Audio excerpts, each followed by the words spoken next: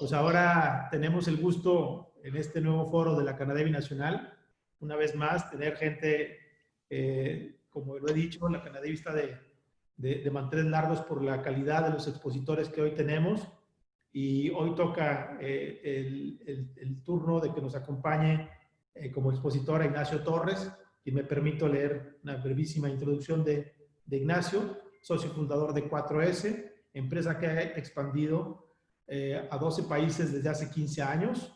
Es licenciado en Economía por el Instituto Tecnológico de Monterrey y tiene maestría en Innovación de Negocios en el CEDIM y en Mercadotecnia por la Tecnológica de Monterrey. Es conferencista y teórico experto de la industria y ha dado más de 100 talleres sobre el tema en Latinoamérica.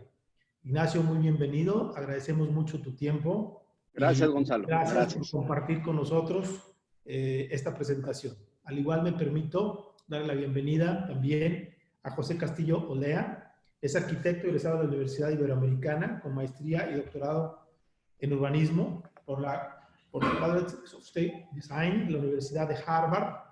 En el 2002, fundada con la Safe Spradling a 1911, un despacho dedicado a proyectos de arquitectura, urbanismo y movilidad basada en la Ciudad de México. Entre sus proyectos están la ampliación del Centro Cultural de España, en el Centro Cultural la cámara la tengo.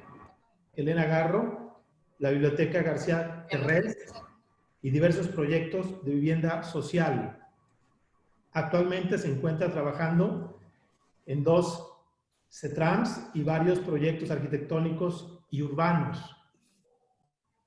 Ha recibido premios como la medalla de bronce de premio Holcim para construcción sustentable, el premio Emerging Voices de la Universidad de Nueva York, y actualmente es profesor de urbanismo de la Graduate School of Design de la Universidad de Harvard, miembro del Consejo Asesor de la LCA de Urban Age de la Universidad de MIT.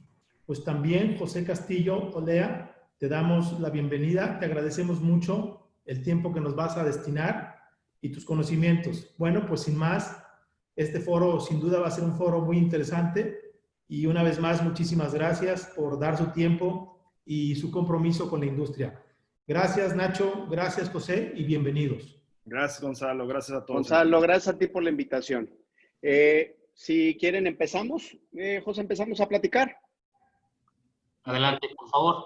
Venga, vamos a ver. Vamos a ver. Nada más me dicen si están viendo. ¿Están viendo la pantalla? Nada más para... ¿Está en el mismo canal? Sí. Venga, buenísimo. Primero que nada, quisiera agradecer en nombre de José y un servidor la invitación de Canadevi de poder tener este taller o esta plática en conjunto, en primera con una persona que respeto muchísimo y segunda con un líder indiscutible de la industria inmobiliaria en México, que su talento, bueno, aporta muchísimo valor. José, gracias por estar aquí conmigo. Esperemos que a nuestro público le guste nuestra plática y esperemos aportar un poco de valor, ¿no? Empezando un poco, y cuando platicamos con José, dijimos, lo importante de la plática de hoy es tratar de dar algo de información o tratarles de hacer ver ustedes cosas que a lo mejor en otros foros no se han visto. Si bien 4S junto con 911 hemos trabajado en muchos proyectos, tenemos mucha información, podemos traerles información de mercado, creo que ya ha habido otros competidores míos en donde han venido a presentar algo de información. Entonces, no quiero presentarles datos, sino quiero presentarles qué es lo que ambas empresas estamos viendo hacia el futuro inmediato en México y específicamente en el segmento de vivienda. Para esto, sí, a ver, nada más un segundo porque la prensa como que se trabó. Vamos a ver. Para esto, agarramos 5 temáticas importantes, que son las temáticas que creemos, ¿sí?, que hoy en día pueden aportar valor a esta presentación. Primero, vamos a hablar de la nueva economía. de lo que estamos viendo en el país, de lo que estamos viendo en el mundo. Después vamos a hablar de la nueva demografía, vamos a hablar de los nuevos productos, vamos a hablar de la nueva vida y también de los nuevos medios, que es un tema bien importante para nosotros. Aquí tratamos de adivinar el futuro. Yo creo que no vamos a tratar de adivinar el futuro y eso es bien importante. Y les traigo aquí una nueva imagen que nos sacamos ahí de la manga, donde José Castillo no creo que hoy nos venga a decir qué es lo que vamos a ver en el futuro, porque ni él ni yo somos gurús, ¿verdad? No podemos adivinar lo que va a pasar en el futuro. Ignacio, lo que sí estamos viendo, sí, perdón, adelante. ¿no se ve tu presentación? No se ve en pantalla. A ver.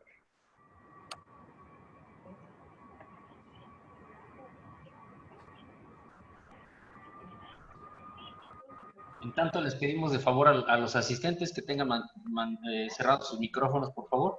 Entonces, esto es un poquito, ¿sabes qué? Por alguna razón, no sé si cuando tú hablas o algo, como que se traba la presentación. Voy a tratar de ponerla en otro formato que es PDF, porque por alguna razón no me deja avanzar. Entonces, perdonen ahí la parte técnica. Siempre la parte técnica nos juega una...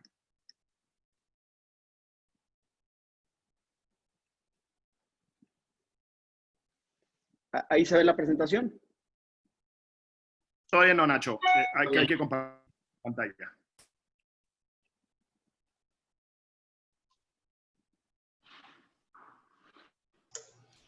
Venga, ahora sí.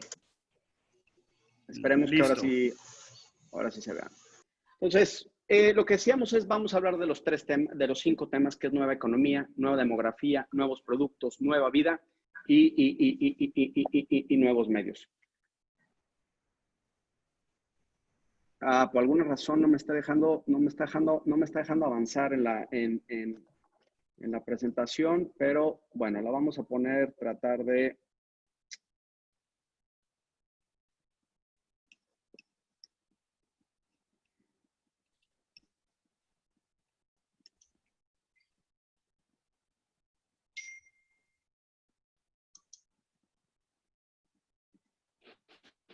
¿Lo alcanzarán a ver ahora sí? No, aún no. Si no, puedo tratar yo de cortar y compartir mi pantalla. Si puedes compartir tu... ¿O quieres que yo la comparta, Ignacio? Y nomás, Lo que pasa es que... Ok. Solamente me tienen que dar autorización. Vamos Canadevi. a ver, vamos a ver si ya. ¿Listo? Todavía Sí, no, ahí Ignacio. está. Bueno, Listo. no me deja avanzar.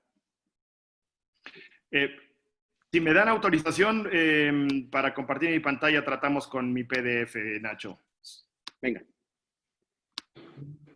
Solamente el anfitrión me tiene que dar. Canadevi y Daniel creo que me tienen que autorizar por compartir pantalla. Sí, ya lo estoy haciendo. Permíteme un... Listo. Ahí vamos. Esperemos que esto funcione. ¿Se ve la pantalla? Sí. Bueno. Lo haremos un poquito a la limón, pero sí, a ver, Nacho, si quieres pasamos. Ahí se ve. ¿Cómo está moviendo? Nos Sí. saltamos la del adivino. Nos saltamos la del adivino. Tenía ahí la imagen del adivino de José Castillo. Bueno, no pasa nada. Aquí lo importante es que lo primero es que hablemos de la nueva economía y de lo que está pasando en el mundo y qué es lo que esperamos, ¿no? Entonces, si podemos avanzar una, por favor, José, es qué esperamos que pase y qué es lo que vemos. Sí les tengo que decir que lo primero que vamos a ver aquí hoy es entender en dónde estamos para que nos preparemos de lo que está pasando y de lo que está sucediendo. De una vez les anticipo a todos ustedes que la crisis que estamos viviendo hoy en día o la situación económica que estamos viviendo hoy en día tiene repercusiones tan importantes como las que hemos vivido en el pasado, o a lo mejor peores. Yo no me les pongo la estadística de los desempleos que tenemos en Estados Unidos, que sin duda para México, siendo nuestro principal socio comercial, nos afecta en la parte económica y nos afecta en la parte de crecimiento. Nada más recuerden lo que nos pasó en la industria hace 11 años, en donde tuvimos una crisis bien importante, 2008-2009. Nada más para que se den una idea, en Estados Unidos se perdieron 8.5 millones de empleos durante el periodo de recesión 2008-2009. Y nada más para que se den una idea, ya hoy en el COVID-19 llevamos 21.5 millones de empleos perdidos. Es evidente que la repercusión que tiene esta crisis hoy en día en la parte económica es muy, muy importante. Si quieres, avanzamos una, por favor, José.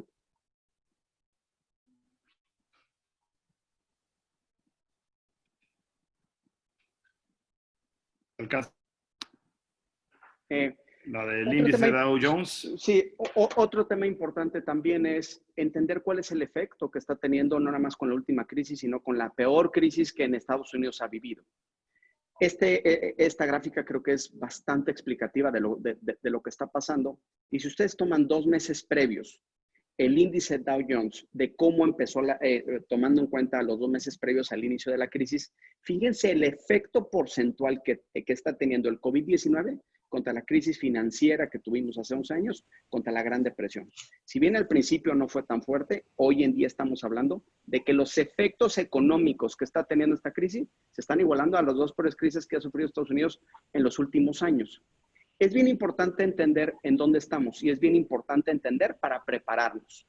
No es por ser negativo y siempre lo he dicho, tenemos que estar preparados y tenemos que estar resilientes entendiendo en dónde estamos parados. ¿Qué pasa con México? Y si podemos avanzar una, por favor, José. Sí. ¿Qué va a pasar y qué está pasando en México?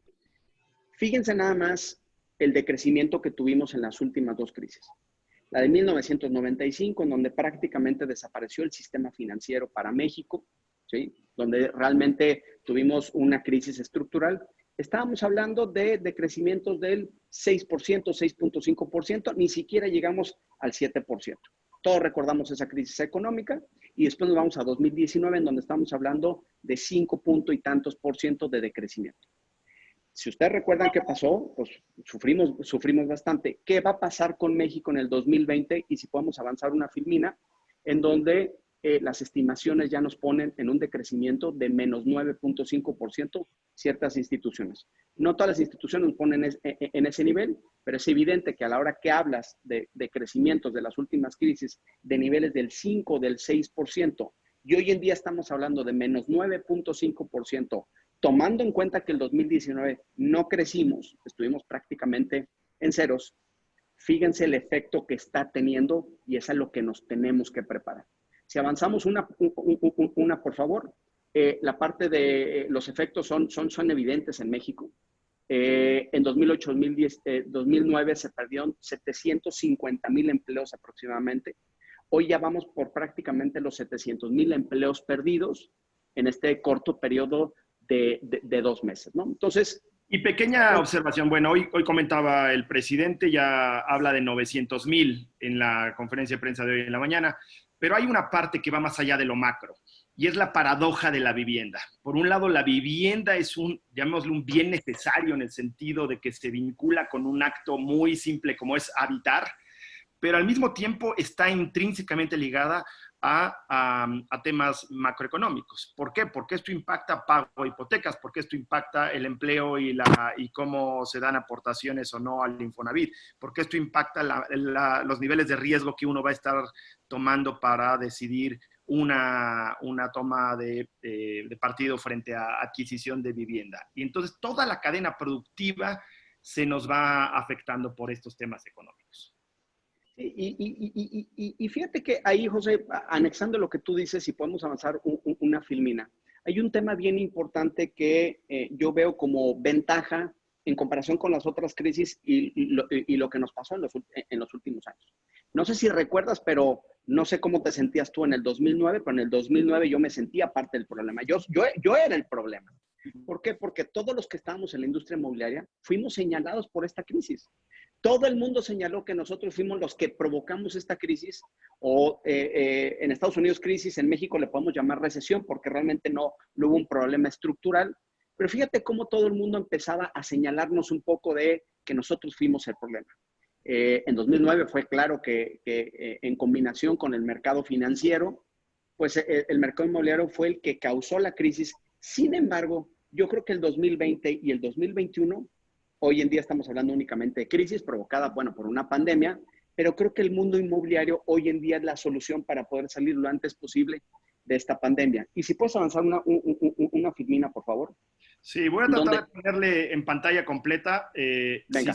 Si se pierde, me... A ver, un segundo. ¿Se sigue viendo o no? Se perdió. Negro, pero ahorita se pondrá.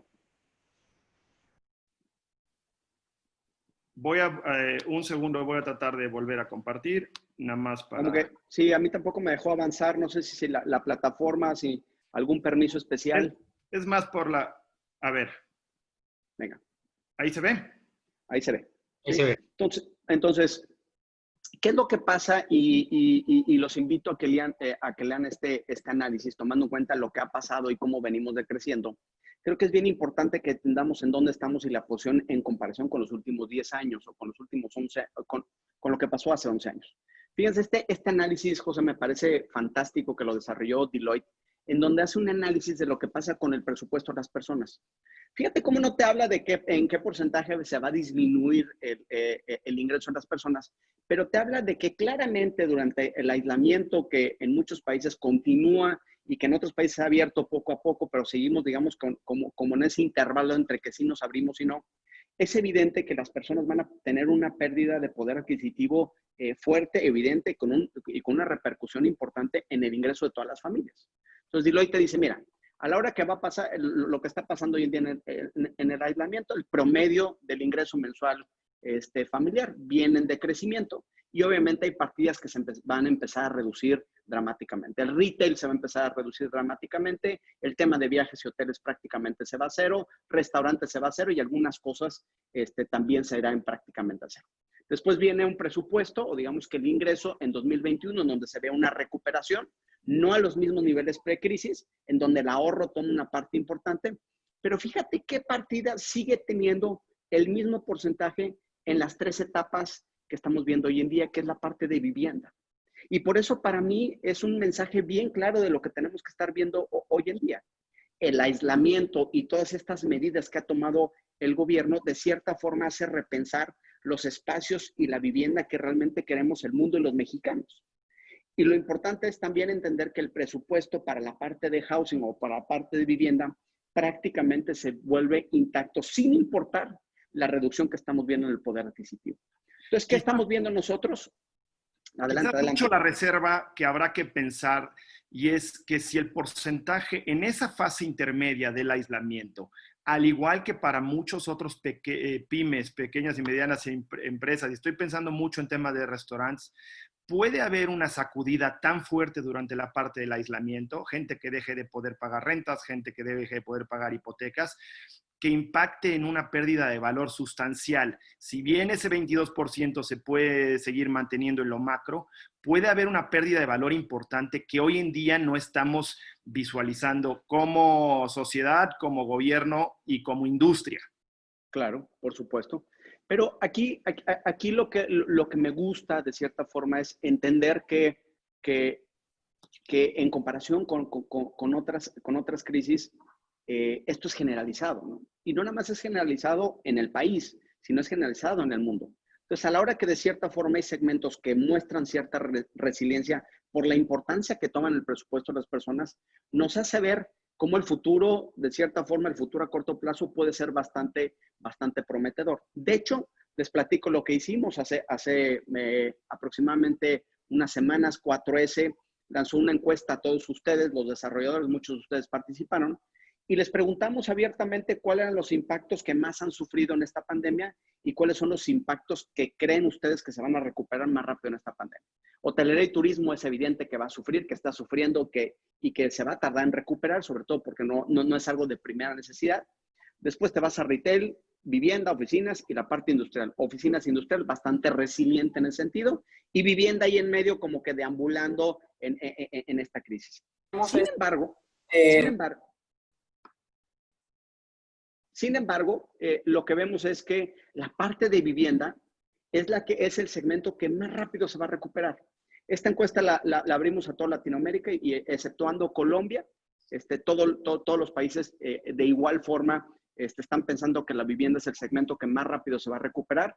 En Estados Unidos, ¿no? En Estados Unidos el retail está por encima de la vivienda, pero el panorama de cierta forma es bastante alentador. Ahora, ¿las condiciones van a ser igual? ¿Las condiciones se siguen manteniendo como las estamos esperando? Definitivamente no, y eso es lo que tenemos que pensar hoy en día. Para concluir esta primera parte, creo que lo que tenemos que entender es que el efecto económico que estamos viendo hoy en día en la industria es igual en la industria y en el país y en el mundo, es igual o mucho peor para nuestro sector. Entonces, definitivamente nos tenemos que preparar, definitivamente tenemos que repensar, definitivamente no pensemos que las cosas después de que abramos y que la gente y que el gobierno nos deje estar transitando por las calles libremente, las cosas van a regresar a la normalidad. Definitivamente no. Vamos a empezar a cambiar. Y ese cambio, de cierta forma, venía por el siguiente efecto que vamos a platicar. No sé si podemos avanzar una cosa, por favor. Sí, un comentario, Nacho, y quizás acá hay que entender que esto no es un modelo estático de cubetas aisladas, sino hay una relación intrínseca y transversal entre estos componentes. Claro, definitivamente. Creo que si estuviéramos en una conversación con la Cámara de propietarios de oficinas, evidentemente el modelo sería mucho más, las perspectivas serían mucho más desoladoras. Pero lo que implica la pérdida y la reconfiguración del modelo de oficinas va a implicar también una reconfiguración de la manera en la que se piensa la vivienda. La disminución en el gasto que se va a dar y en la inversión capital en hotelería y turismo también va a requerir otro tipo de estructuración en la manera en la que pensamos la casa hoy en día. Claro. Entonces, creo que hay un dinamismo que hay que anticiparnos a ver cómo estos impactos fuertes en oficinas y hotelería y turismo ¿qué significa esto para la vivienda? Claro. Pero algo bien importante, José, es que hay cosas, y por eso les decíamos aquí, no tratamos de descifrar el futuro. Hay muchas cosas que ya de cierta forma venían diciéndonos que venían, simplemente no las queríamos ver. Y para nosotros es bien importante que entendamos que el segundo tema que nos viene marcando la pauta de lo que está pasando hoy en día es el segundo tema, que es la nueva demografía. O sea, es bien importante, José, lo hemos visto tú y yo en infinidad de proyectos que hemos trabajado y siempre cuando queremos ver hacia el futuro de estos proyectos que hablas de 10, 15, 20 años, siempre les hemos dicho a los desarrolladores que nunca puedes ver más allá de 3 o 4 años de los productos que debes de planear en un master plan. ¿Por qué? Porque las demografías están cambiando y las demografías tienen cambios estructurales cada 5 años. Entonces, estas nuevas demografías te van cambiando las preferencias del mercado. Poder descifrar lo que está pasando o lo que va a pasar en 10, 15 o 20 años es una completa mentira. Lo que sí es importante saber es que lo que estamos viendo hoy ya se venía cocinando de cierta forma. Simplemente estamos viendo cómo el mercado está adelantando los tiempos de las preferencias del mercado. Y es evidente que ese cambio está pasando porque hoy en día tenemos 3 cosas que tenemos que entender cuando hacemos productos. Primero, tenemos una nueva estructura demográfica. Tenemos un tema de nuevas generaciones que no lo podemos desatender. Y tenemos un efecto bien importante a la hora de consumir productos que se llama integración de tribus, que es una nueva forma de segmentar nuestros mercados. Si pudiéramos avanzar una, por favor, lo primero que tenemos que entender es que lo que estamos viendo hoy en día y lo que vamos a ver en el corto plazo ya venía marcando la pauta de lo que estaba pasando en México y lo que está pasando en Latinoamérica y lo que ya estaba pasando en otros países como Estados Unidos y como Europa. Simplemente no lo queremos ver. Vean nada más el cambio y cada webinar que hablo digo exactamente lo mismo de esta Firmina porque es la parte más importante y es la que de cierta forma nos ayuda a ver lo que va a pasar en el futuro. No podemos definir cosas en específico, pero sí podemos saber qué es lo que, hacia dónde va el mercado. Fíjense ahora, la población. Quisiera conectarlo, Nacho, con el tema de muy específico de COVID y tiene que ver con la estructura poblacional y si se fija uno en los impactos que está teniendo en países como Italia y España, quizás los dos más fuertemente golpeados del sur de Europa, es que los segmentos demográficos más afectados por COVID han sido gente mayor. En este contexto, ¿qué implica pensar? Y de hecho hay tragedias asociadas le voy a llamar a estructuras de vivienda alternativa, como son las famosas casas de retiro, tanto en Estados Unidos como en Europa, que fueron focos de infección. ¿Qué implica hoy en día esa nueva reestructuración demográfica en contraste con otras geografías como son Estados Unidos y Europa? ¿Y qué implica para el proceso de definición de entender la industria de la producción de vivienda y la industria inmobiliaria como una de las maneras de salir de la crisis? Claro, totalmente. Y lo hemos platicado también tú y yo en diferentes foros y creo que es evidente en donde decimos, oye, si tú estás pensando que las nuevas generaciones que ya están consumiendo son el futuro del mundo inmobiliario, estás pensando completamente en el pasado. Fíjense la proporción naranja es la generación X, que es la que históricamente en los últimos 10 años había marcado la pauta de la demanda de vivienda específicamente. Después vemos un cambio significativo en 2010, en donde la nueva generación, estos famosos millennials que nadie quiere atender, que nadie se quiere preocupar, que nadie quiere hacer producto por ellos porque decimos que no tienen presupuesto o no tienen dinero o no quieren comprar vivienda, lo cual es una completa mentira. Los estábamos desatendiendo y seguíamos enfocados en únicamente el 50% de la población. Sin embargo, no sé si te puedo regresar tantito, José, hay un factor que quiero mencionar es, ya fíjense lo que está pasando en 2020. 2020 no es el futuro, 2020 es hoy. La población económicamente activa de México tiene mayor proporción sumando millennials, centennials y la nueva generación alfa, que es la gente que ya nació a partir del 2000. La generación que tradicionalmente veníamos diseñando productos, la generación que veníamos haciendo las casas unifamiliares con ciertas características para ciertos segmentos, ese segmento en los próximos 10 años es evidente que va a tener un decrecimiento importante en la población total y las otras generaciones van a empezar a sumar. La demanda de vivienda está completamente relacionada al tamaño de la población. Si el tamaño de la población estamos viendo que está enfocada en otros segmentos, hay que voltear a ver los otros segmentos. Esto ya se venía cocinando. Esto lo va a acelerar. ¿Por qué? Porque estos nuevos segmentos quieren vivienda con otras características por un tema de restricción de presupuesto que hoy en día va a ser más evidente, José. No sé qué opinas. No, completamente de acuerdo. Y esto mismo lo vamos a hablar cuando hablemos de productos. Lo que hace COVID es como una crisis, acelera ciertos procesos que se venían dando en la transformación del consumo, el retail en particular y el crecimiento hablábamos hace poco con alguien vinculado a estas empresas tipo Rappi y Uber Eats, están a tasas de crecimiento de arriba del 200% en los últimos 3 meses. Eso implica que lo que hoy conocemos como buena parte del sector, sí van a necesitar entender estas nuevas demografías y cómo se acelera a partir de COVID. Claro. Y ese es un cambio importante. Y entender que esos cambios demográficos traen cambios de preferencias. Lo hemos visto infinidad de veces. Estas nuevas generaciones son más educadas. Estas nuevas generaciones se divorcian más. Estas nuevas generaciones tienen menos hijos. Estas nuevas generaciones se casan menos. Estas nuevas generaciones tienen integraciones de familia mucho menores.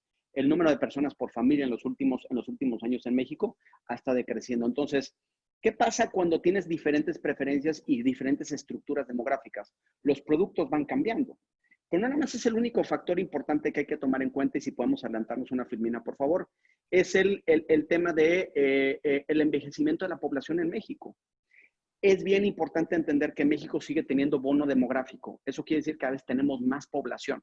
Entonces, tenemos más población en valor absoluto, pero fíjense la población de más de 60 años de México contra el mundo. En 1950 era únicamente el 8% de la población a nivel mundial. En México teníamos el 5%. O sea, la población arriba de 60 años en México no nos preocupaba. En el 2000, de 10% que subió a nivel mundial, nosotros de 4.8 subimos a 7.2. O sea, estuvimos muy cerca de llegar casi a un 70-80% de crecimiento en ese segmento. Fíjense lo que pasa en el 2050. El 2050 tampoco está tan lejano, ¿verdad? O sea, estamos hablando que la población de más de 60 años en el mundo va a tener el 21% de la participación del total de la población, y en México vamos a superar esa parte, 22.5%. ¿Qué está pasando en México? Es evidente que México también va a empezar un proceso de envejecimiento.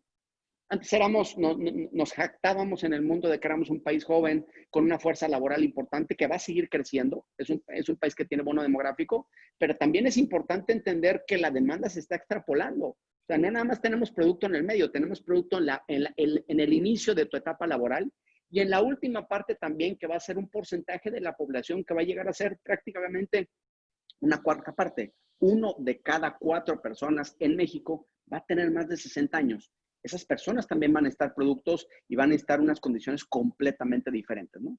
Y nada más tema para entenderlo en temas de perspectivas de tiempo, de lo que son, uno piensa 2050 y lo ve como en el ultra futuro. Pensémoslo de cara a la vivienda. Las reformas, en particular las reformas al Infonavit del 93, que es casi hace 30 años, son las que iniciaron un proceso de transformación y de liberalización en la producción de la vivienda. Un modelo que al día de hoy seguimos, digamos, estamos en la colita de ese modelo. Hoy en día, buena parte de la producción de la vivienda que conocemos se dio a raíz de un proceso que inició hace 30 años. No pensar bien, con sus aspectos positivos y los negativos, sin duda alguna, pero siempre con una capacidad de calibrarse y de reformarse internamente. Hablaremos un poquito más al final de los riesgos de no pensar revolucionariamente en vez de reformistamente. Y creo que cuando uno lo ve en ese ciclo, hoy en día las decisiones que tomemos en 2020 van a impactar a la manera en la que pensamos 2050. No nada más en demografía, sino en la manera en la que configuramos nuestros productos, nuestras ciudades, la manera en la que trabajamos y nos movemos en ellas. Claro, y aquí creo que el mensaje puntual es ver hacia el futuro, no, o sea, es ver hacia dónde van las nuevas tendencias y hacia dónde va la población. Generalmente lo que vemos es resultados de lo que ha pasado en el pasado, ¿no? Y siempre vemos esta duplicación de estrategias y duplicación o replicación más bien de productos en donde, oye, me fue bien en un producto, lo empiezo a replicar una y otra vez sin entender que el mercado va cambiando y va cambiando a tasas bien importantes. Nada más dense cuenta. O sea, del 7% pasar al 23%, ¿sí? En 30 años estás hablando de un porcentaje bien importante anual y de una cantidad de personas que se van sumando cada año, que van a requerir productos diferentes. Entonces, como dices tú, si bien es a 30 años, pues divídanlo proporcionalmente en cada año y van a ver cómo la cantidad de personas que empiezan a entrar en ese segmento es un segmento que va a crecer y va a crecer más rápidamente. Pero también hay que entender que la demografía no nada más está, la nueva demografía no nada más está pensado en qué segmento y en la parte económica. El mundo está teniendo una transformación importantísima y no nada más en la parte inmobiliaria, que creo que es de las industrias que más lento se mueve en la transformación de las cosas y en las alineaciones de las nuevas tendencias. Cuando ustedes analizan la tecnología, por ejemplo, la industria de los celulares o la industria automotriz, por ejemplo, nos llevan años luz en la parte de entender qué es lo que quiere el mercado. Hay cambios todos los días. Hay cambios por segundo. Hay actualizaciones de todos los productos y todos los servicios. Y entienden que el mercado no es como era antes. El mercado no nada más tiene una segmentación socioeconómica o de ubicación, ¿verdad? Sino también tiene una segmentación psicográfica que engloba a diferentes mercados y que habla de productos que no necesariamente tienen una segmentación como generalmente estamos acostumbrados. Y aquí es donde nacen las diferentes, como le llamamos nosotros, tribus, en donde comparten 3 cosas importantes. Primero, comparten tendencias. Segundo, comparten gustos y sí tienen algunas características demográficas. Y siempre ponemos el ejemplo de la gente que le gusta hacer yoga. Yoga lo hacen los hombres, yoga lo hacen las mujeres, yoga lo hace la gente grande, yoga lo hace la gente joven. No hay una segmentación específica demográfica que te hable del segmento de yoga. Simplemente es una preferencia mucho más psicográfica. Entonces, entender que los productos y las demografías están cambiando. La música, por ejemplo, si tú sumas toda la música de nicho, es mucho más grande que la música popular, la música pop, por ejemplo. Entonces, hay que entender que los productos inmobiliarios también tendrán que tener ciertas segmentaciones y responder a nuevas tendencias que están avanzando. No podemos cerrarnos a replicar exactamente lo mismo. ¿Por qué? Lo primero es porque ya vimos que los mercados están cambiando, se van a pulverizar y cada día hay más competencia en los segmentos que estás trabajando. Veamos hacia dónde va el mercado, veamos hacia dónde van las preferencias, veamos hacia dónde va la demografía, que la ventaja que tenemos en México que es súper variada y y podemos tener productos de muchos tipos. No sé qué opinas, José. No, y creo que además, y nada más para hacer como la pequeña reserva, cuando muestras esta imagen, hay gente que, hemos sido nosotros los que de repente hemos criticado que parece esto como una visión hipsterizada de la vida urbana. La realidad es que estas tribus se configuran en todo sector demográfico como una asociación de grupos con intereses comunes. Hoy en día estamos viendo a raíz de la crisis de COVID, cómo por ejemplo en ciertas comunidades americanas se configuran grupos de rentistas, grupos que están negociando de manera concertada ante una crisis de pagos. Y lo mismo sucede respecto a intereses que se materializan en preferencias deportivas, incluso en sentido de otro tipo de gustos y preferencias, como puede ser andar en bicicleta o acceder o trabajar desde casa, que van cambiando los productos. Yo quisiera insistir que esta noción de tribu, que ha estado quizás como abusada en un sentido de modelo de influencer o de modelo de vida urbana hipsterizada, se extiende mucho más allá que esta lectura tradicional. Muchísimo más, muchísimo más. Ya hablamos de la nueva economía, ya hablamos de la nueva demografía, ahora vamos a la parte de nuevos productos y aquí es donde de cierta forma con estas nuevas tendencias estamos viendo lo que ya venía cocinándose, que ya es una realidad para nosotros. En primer lugar, si podemos avanzar uno, esto el tema de senior living, o sea, para estos segmentos de arriba de 60 años, todo el mundo los cataloga como casas de retiro, ojo nada más, porque hay una cantidad de una variación impresionante de los tipos de producto que tenemos que tener.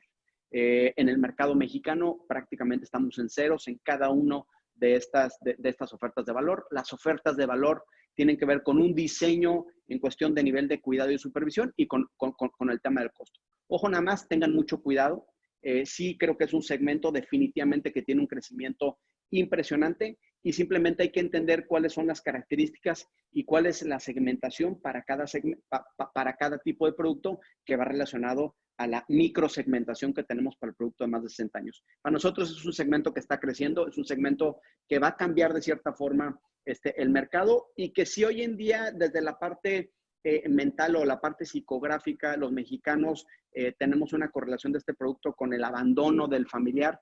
Creo que las ventajas que puede tener estos productos en el corto o mediano plazo van a empezar a verse de una forma diferente. Otro producto también interesante que vemos, Antes de pasar a la siguiente, Nacho, quisiera hacer tomando en cuenta que esto es la Cámara Nacional de Desarrollo de Vivienda, hoy en día este sector lo está ocupando otro modelo de negocio distinto, otro tipo de operadores, mucho más cercano a la hospitalidad. Y a la hotelería, ¿no? O sea, algunos de costo bajo y nivel de cuidado bajo están como que muy, como la parte hotelera, ¿no? O los clubs sociales. Completamente. Y hoy en día hay empresas francesas que están entrando a México y empresas americanas que están teniendo. Es un ecosistema todavía incipiente, pero creo que existen oportunidades para, desde la vivienda, reimaginar cómo el componente del activo duro, es decir, la producción de la vivienda, va a permitir imaginar este nuevo producto. Desde el diseño, José. O sea, desde el producto que tenemos que hacer, el diseño puntual de casas, de departamentos, de productos de vivienda, que a lo mejor no tiene el cuidado de un externo, pero sí el producto tienes que repensarlo para que tenga algo completamente diferente. Lo vemos en el segmento premium de vivienda vertical. ¿Qué es lo que está pasando con el segmento premium de vivienda vertical? Ha crecido de cierta forma por este concepto de los nido vacío o el empty nester, como le llamamos nosotros, en donde vende su casa de muchos metros cuadrados, donde tiene 10 personas que cortan el jardín, hay un sobrecosto, vende la propiedad, se compra un departamento bien ubicado, con ciertas características que atacan este segmento. Pero esto está hoy en día únicamente o exclusivo para un segmento mucho más acotado y con un segmento con un poder adquisitivo que no va en correlación a la pirámide poblacional o a la pirámide socioeconómica que tenemos en México, ¿no? Entonces, creo que aquí hay muchísima oportunidad y algo completamente descuidado. Si quieres avanzamos, vamos al siguiente tema. Y es evidente que después de este tema del COVID, los segmentos de menor presupuesto, en este caso los que tenemos como morados y rosas, que es el segmento social, económico, y el rojo, que es el segmento medio, previo a la crisis del COVID, por todo el tema, digamos que el gobierno, los subsidios, el tema del Infonavit, etc., no tenía tanta expectativa como los segmentos residencial plus para arriba. Pero ahora, después de que vemos este efecto, la expectativa en el mercado es que estos segmentos empiecen a tomar mucho más fuerza. ¿Por qué? Porque los segmentos de arriba hemos visto cómo las ventas han caído específicamente en el segmento premium, por ejemplo, han caído 80% en el segmento. Los segmentos más abajo han sido mucho más resilientes. Te habla de que todavía hay un gap importante de demanda. Si quieres avanzar, una filmina. Y de cierta forma, aquí es donde creemos que los nuevos modelos de negocio del tema de low cost housing o vivienda asequible, que de cierta forma el gobierno federal ahorita está lanzando un programa que ahorita lo vamos a platicar. Es el mercado que de cierta forma creo que va a salir adelante, pero sí tiene que pensar en una renovación del modelo de negocio. Les ponemos esta imagen porque... Sí, hacer una más para complementar con la anterior y vincular estas dos diapositivas. En el caso de y lo sabemos todos, que la promesa eterna de la vivienda en renta o del multifamily, como le llaman los americanos, es un modelo que todavía no ha terminado de aterrizar de lleno. Ya está mucho más consolidado en México, pero sigue siendo en el contexto de la producción total de vivienda y del modelo en la que el consumidor final está decidiendo su compra o su renta, su solución al problema de vivienda.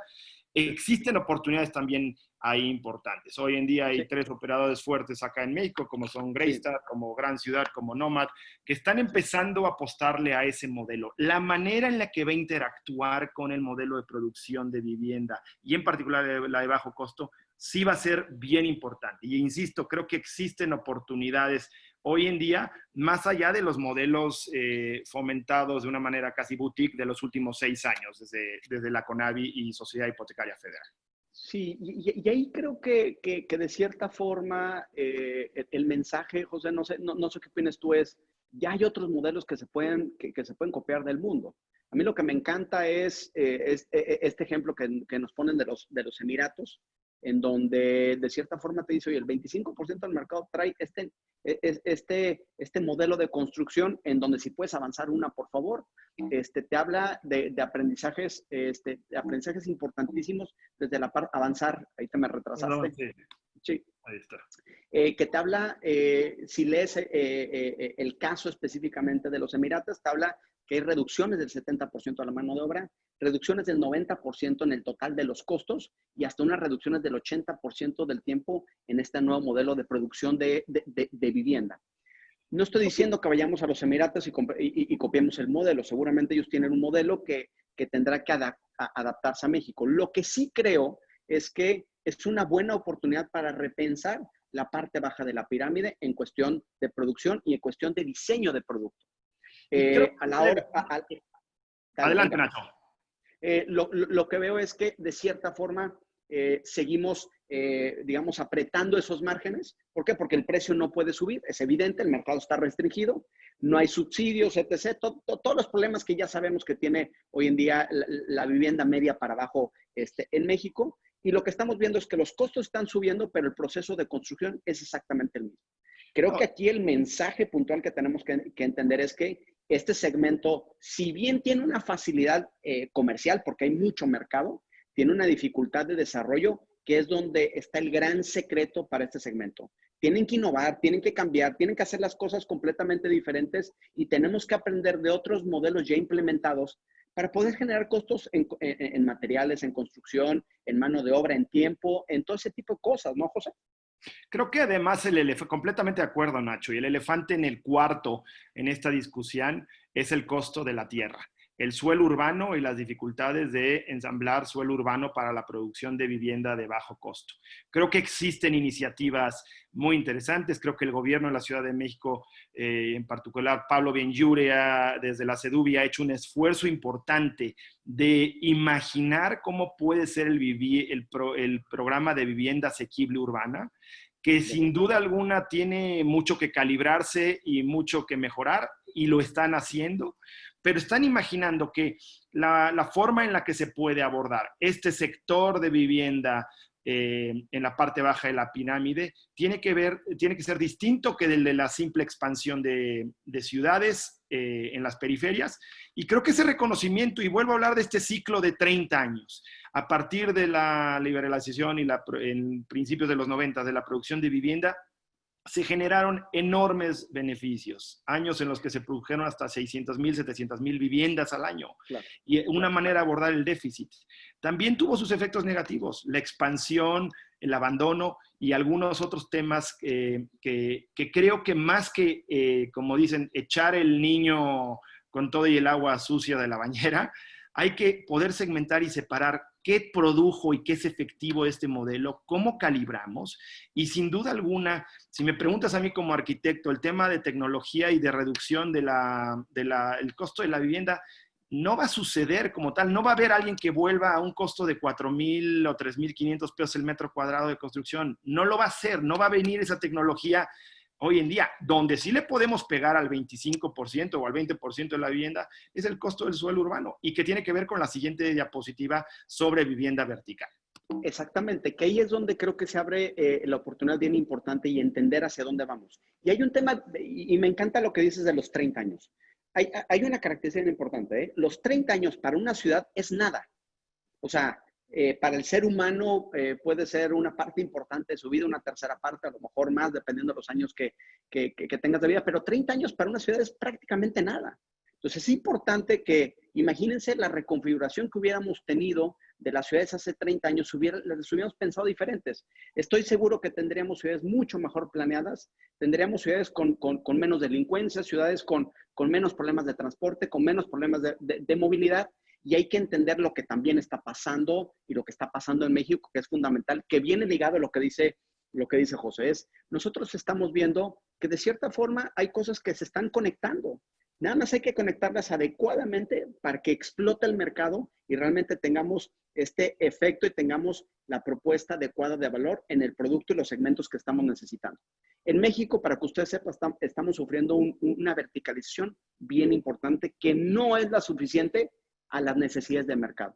El índice de verticalización, para los que no sepan, es un índice que mide 4S constantemente en las diferentes ciudades de México, que te habla de la disposición de compra de las personas que están en un proceso de búsqueda de vivienda. No quiere decir que al final compren un departamento o una casa, simplemente habla de cuál es el porcentaje de las personas que están dispuestas o que consideran dentro de sus opciones un departamento o una casa. Los índices están subiendo y es un efecto provocado también por las nuevas tendencias que estamos viendo y los nuevos cambios demográficos que se están integrando. Entonces, para nosotros es esta verticalización, estos nuevos productos que se están agregando al mercado, con los cambios demográficos, con las necesidades, como dice José Castillo, que tenemos del modelo y que tenemos de las ciudades, nos hablan que la vivienda vertical sí la vemos como el producto del futuro en México, porque aparte, el programa de vivienda que acaba de lanzar el gobierno federal te habla que una de las características que quieren la vivienda es que sea vivienda bien ubicada. La vivienda bien ubicada, por el costo de la tierra, únicamente se puede en zonas cercanas a la ciudad, ¿no? Pero hay que hacer muchos cambios en regulación, hay que hacer cosas bien importantes. No sé si podemos avanzar una.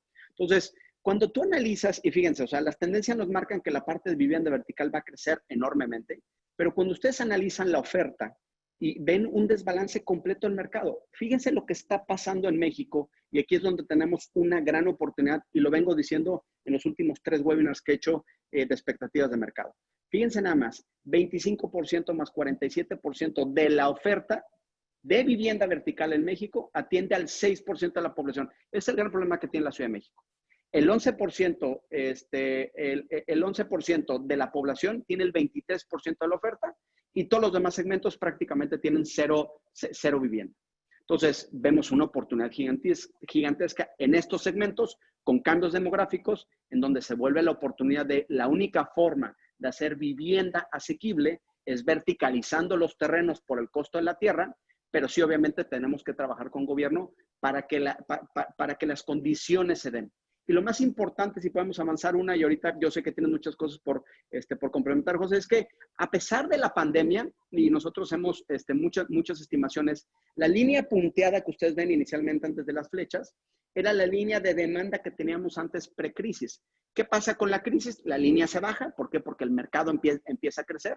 Vemos ya una sobreoferta en el mercado premium. Vemos el segmento residencial plus que más o menos se trata de balancear. vemos huecos en el segmento residencial y en la parte económica, social y media existe un hueco gigantesco de demanda en donde la oferta que tenemos hoy en día a nivel nacional es prácticamente inexistente. Entonces, cuando tú tratas de alinear los programas sociales o las regulaciones que tenemos hoy en día con las nuevas tendencias, con la oferta que tenemos, es evidente que hace falta trabajar con este gobierno para hacerle ver que ahí tenemos un hueco bien importante y que creo yo, no sé qué opinas tú, José, que es el futuro que tenemos que tener en estas ciudades, ¿no? Y que de cierta forma quitaría algunos males que tenemos, como el tema de la vivienda abandonada porque están muy lejos. No sé si quieras complementar algo en ese sentido. No, creo que en ese sentido la narrativa es importante, cómo cuenta uno la historia es importante y su resistencia a ciertos fenómenos. Quizás como gremio no hemos sido suficientemente efectivos para poner los matices en la narrativa. La narrativa oficial es todos los desarrolladores fueron abusivos, la narrativa oficial es se ignoró al usuario final, la narrativa oficial es vivienda abandonada. Todos estos aspectos negativos que cuando uno los desagrega, los ve más, si no como anécdotas, sí como excepciones en un modelo que fue capaz de transformar la manera en la que accedía la mayoría del país, de los ciudadanos, a la vivienda. No olvidemos que antes del 2006, y hablaremos de esto un poquito más adelante, antes del 2006 todavía el 52% de la vivienda se producía de manera informal. Entonces, esta profesionalización que tardamos 16 años en llegar, o 13 años en llegar a partir de la liberalización, tenemos el riesgo de perderla 13 años después.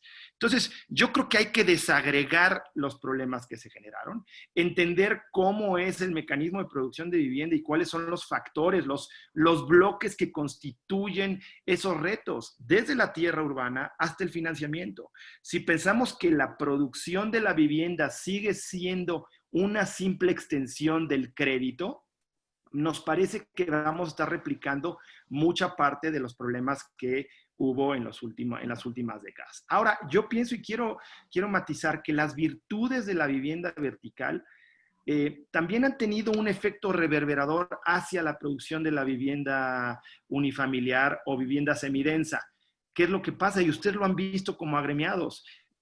Unos consumidores más exigentes que han tenido y han buscado más énfasis en espacios abiertos, en algunas amenidades, en seguridad, todas estas cuestiones que son le voy a llamar transversales a la producción de la vivienda. ¿Por qué pensamos que la vivienda vertical tiene que empezar a ocupar esos sectores económicos, medios y sociales? Porque es una manera que se van a empezar a abordar los dos grandes problemas de nuestra época, que son cambio climático y desigualdad. Y existen, insisto, ahí oportunidades para la industria y también oportunidades de negocio importantes. Sí, y como decimos, lo que estamos viendo, nuestras ciudades están provocando de cierta forma que tengamos el costo de la tierra sea elevadísimo. Entonces, no podemos pensar que con las condiciones actuales, ¿sí?, podamos acceder a vivienda asequible cercana a los centros de ciudad si no la estamos verticalizando. Eso es evidente, eso es claro, eso es un aprendizaje que hemos tenido no nada más en México, sino en diferentes partes del mundo. Entonces, si queremos lograr ese gran objetivo que hoy en día se está marcando el gobierno de poder tener vivienda digna, de calidad y bien ubicada, definitivamente tenemos que pensar en la verticalización, que la ventaja que tenemos es que la demografía de cierta forma nos está empujando hacia allá. Y bueno, y tú sabrás mucho más que yo de esta parte, las ventajas que tiene para una ciudad verticalizar o densificar ciertos espacios son gigantescas en cuestión de costos, de urbanización, de escuelas, de servicios, de pavimentación, o sea, todos esos factores que hoy en día estamos viendo definitivamente trae una gran ventaja, ¿no? Ahora, muy rápidamente, los costos sociales de la expansión urbana, los costos para el Estado y los costos para el usuario final son mayores cuando uno se extiende y cuando uno no verticaliza. Gigantescos. Entonces, gigantescos, definitivamente. Otro efecto que estamos viendo, otro mercado que va a crecer, que de cierta forma nos replica un poco lo que va a pasar en México, y no es tanto porque es un tema de crisis, sino porque nosotros estamos en un cambio muy similar demográfico al que tuvo Estados Unidos. A partir de la crisis del 2009, Estados Unidos, ¿se puede regresar una, por favor, José? Estados Unidos tuvo un crecimiento importantísimo en la parte de vivienda en renta o la vivienda vertical multifamiliar. Creció 5 veces el mercado, ¿sí? En comparación con el crecimiento de la vivienda horizontal unifamiliar, que era el mercado más importante en Estados Unidos. Si bien son diferentes escalas, pero las tasas de crecimiento son mucho mayores. ¿Por qué este crecimiento? Otra vez viene empujado un poco por el tema de mercado, o mucho por el tema de mercado, por las nuevas preferencias, por los nuevos segmentos y sobre todo por el tema del acceso al crédito o los temas económicos que sufrió Estados Unidos. Para nosotros la vivienda en renta va a empezar a crecer.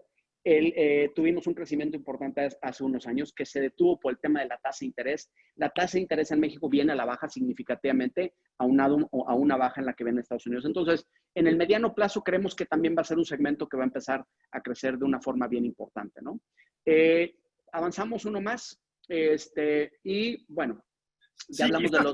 Para complementar, es que también la estructura financiera de los modelos que están desarrollando el multifamily housing o la vivienda en renta permite tener perspectivas de más largo plazo. En nuestra experiencia personal, en 911, que estamos involucrados con 5 proyectos de multifamily ahora, es evidente que cuando uno no tiene la prisa y la imperativa del retorno en el plazo de 3 años, se puede uno tomar las cosas más, con más calma y con menos ansia.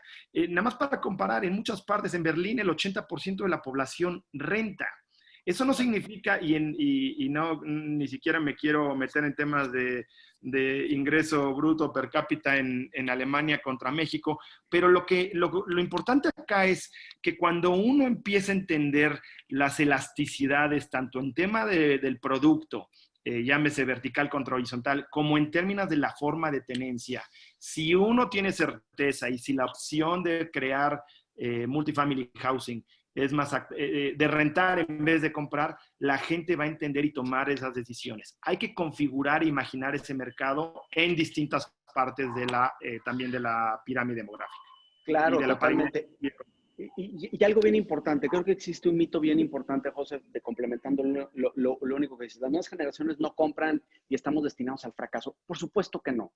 Nada más hay que entender que proporcionalmente las nuevas generaciones compran menos, eso es evidente, sí, pero el valor absoluto, digamos, el número absoluto de población que tenemos en las nuevas generaciones, que son más grandes que las anteriores, más o menos están igualando el tamaño de la población que sí compra. Entonces, no nada más tenemos gente que renta, sino también tenemos un bonche importante que comprar, pero lo importante es entender que ahora tenemos los dos mercados y los dos mercados se tienen que estar atacando, ¿no?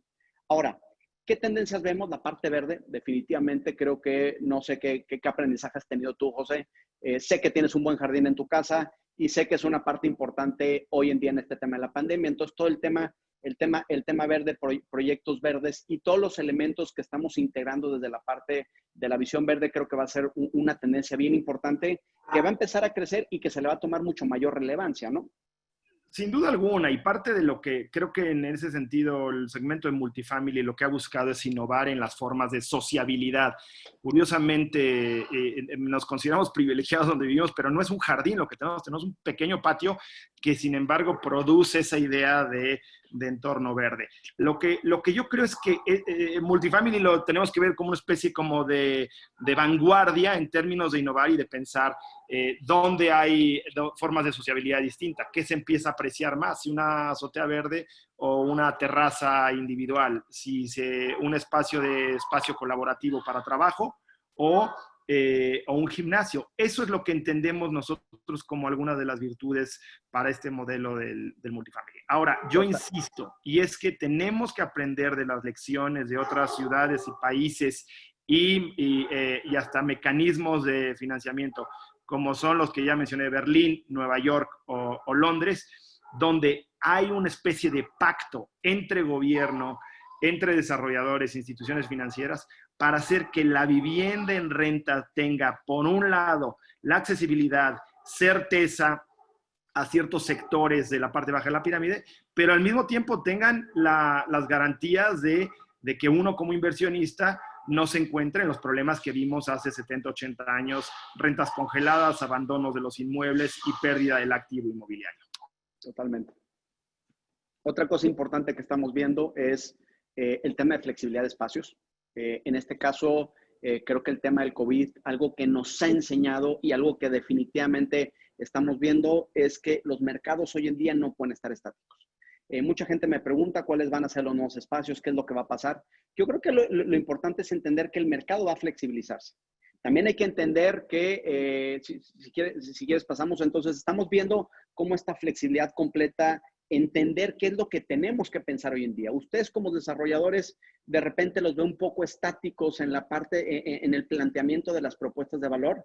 Y con todos estos cambios el mercado cambia más rápido de lo que nosotros pensamos. Un hijo, un divorcio, lo que sea, te empieza a cambiar, te empieza a cambiar los espacios, o una pandemia también te empieza a cambiar los espacios. La parte de presupuesto también, este proyecto se me hace un buen ejemplo de todo el tema de casas expandibles, en donde tienes todo perfectamente definido para que el día de mañana que tengas presupuesto puedas expandir tu casa. No estoy diciendo que haga una casa específicamente como es aquí, pero sí es importante entender que no nada más es la flexibilidad interna que tenemos en los espacios, sino también en el modelo de negocio, en algo que ayuda a los presupuestos de las personas que hoy en día se van a ver mucho más afectados en la adquisición total de la parte de vivienda. No sé, José, si quieras comentar algo. ¿No? Sí. Otro tema también que queremos hacer es, les ponemos el ejemplo de este proyecto que hicimos en Panamá, que definimos en Panamá, en donde de cierta forma tiene una estructura en donde con todos estos cambios de mercado el inversionista va a tomar una parte bien importante. ¿Qué es lo que había pasado con el mercado, o qué es lo que habíamos visto nosotros en el mercado? Si bien hay una parte importante de demanda enfocada al mercado de inversionistas, que es de cierta forma un intermediario financiero, se había visto afectado y venía en un decrecimiento, un desencantamiento de la industria de la vivienda por los bajos rendimientos que estaba ofreciendo la industria. Pero lo que está pasando es que no estamos entendiendo que los productos que están enfocados al tema inversionista tienen que tener una correlación con el inversionista. Les pongo el ejemplo de este proyecto de More, o el mismo proyecto de Constella, que sé que por ahí nuestros amigos Coinor nos están escuchando. Hicimos un producto no pensado únicamente en el usuario, sino también en el inversionista, en donde en este espacio de 65 metros cuadrados es un espacio en donde puedes, ¿cómo se llama?, rentar 2 espacios y te da un rendimiento mayor. Entonces, ¿qué está pasando? A la hora que vemos que el mercado está mucho más limitado, hay gente o hay inversionistas que están buscando opciones de productos que suban el rendimiento, que estén pensados para ellos, y obviamente la parte de rentas va a tomar una parte bien importante. ¿Qué tenemos que hacer? Pensar en espacios flexibles, pensar en espacios que piensen en las áreas verdes, pensar en espacios de expansión y pensar en productos que tengan una alineación con el inversionista. También creemos que después de esta pandemia, el tema de va a haber una fusión de productos bien importante, en donde el alojamiento de larga estadía, o digamos que estos productos en rentas, combinados con el tema de coworking, después de todo el aprendizaje que tuvimos, va a ser un segmento que va a crecer rapidísimamente. Para que ustedes sepan, los coworks hoy en día están a un 30-35% de ocupación, algunos menos, contra el 85% que tenían previa a la pandemia. Es un segmento que está sufriendo muchísimo por toda esta nueva tendencia de trabajo en casa. Vamos a ver una fusión importante, van a aparecer nuevos productos en donde vas a combinar la parte de alojamiento con cowork, y creo que va a ser un mercado súper interesante que estaremos viendo proyectos en el cortísimo plazo, ¿no? De hecho, ya hay una empresa latinoamericana que se llama Celina, que de cierta forma no es un alojamiento a larga estadía, es un alojamiento de mediana estadía, que viene combinado con cowork. Y creo que es un ejemplo bien interesante, José. No sé si tú tengas algo que agregar en este sentido. Y creo que hay que verlo ahí no como un juego de suma cero, de decir la casa se hará más chico, siempre más chica para buscar asequibilidad, que sí es durante tiempo fue la tendencia, sino que también va a haber, y por el otro lado, la crisis de WeWork y la evaluación real, pasar de un 70 billones a más cercanos a 4 billones. ¿Qué significa esto de cara a aquello de la vida urbana y familiar que sucede fuera de la casa o el departamento, aquello que sucede en el complejo habitacional, edificio, amenidad, espacios y aquello que sucede en la ciudad.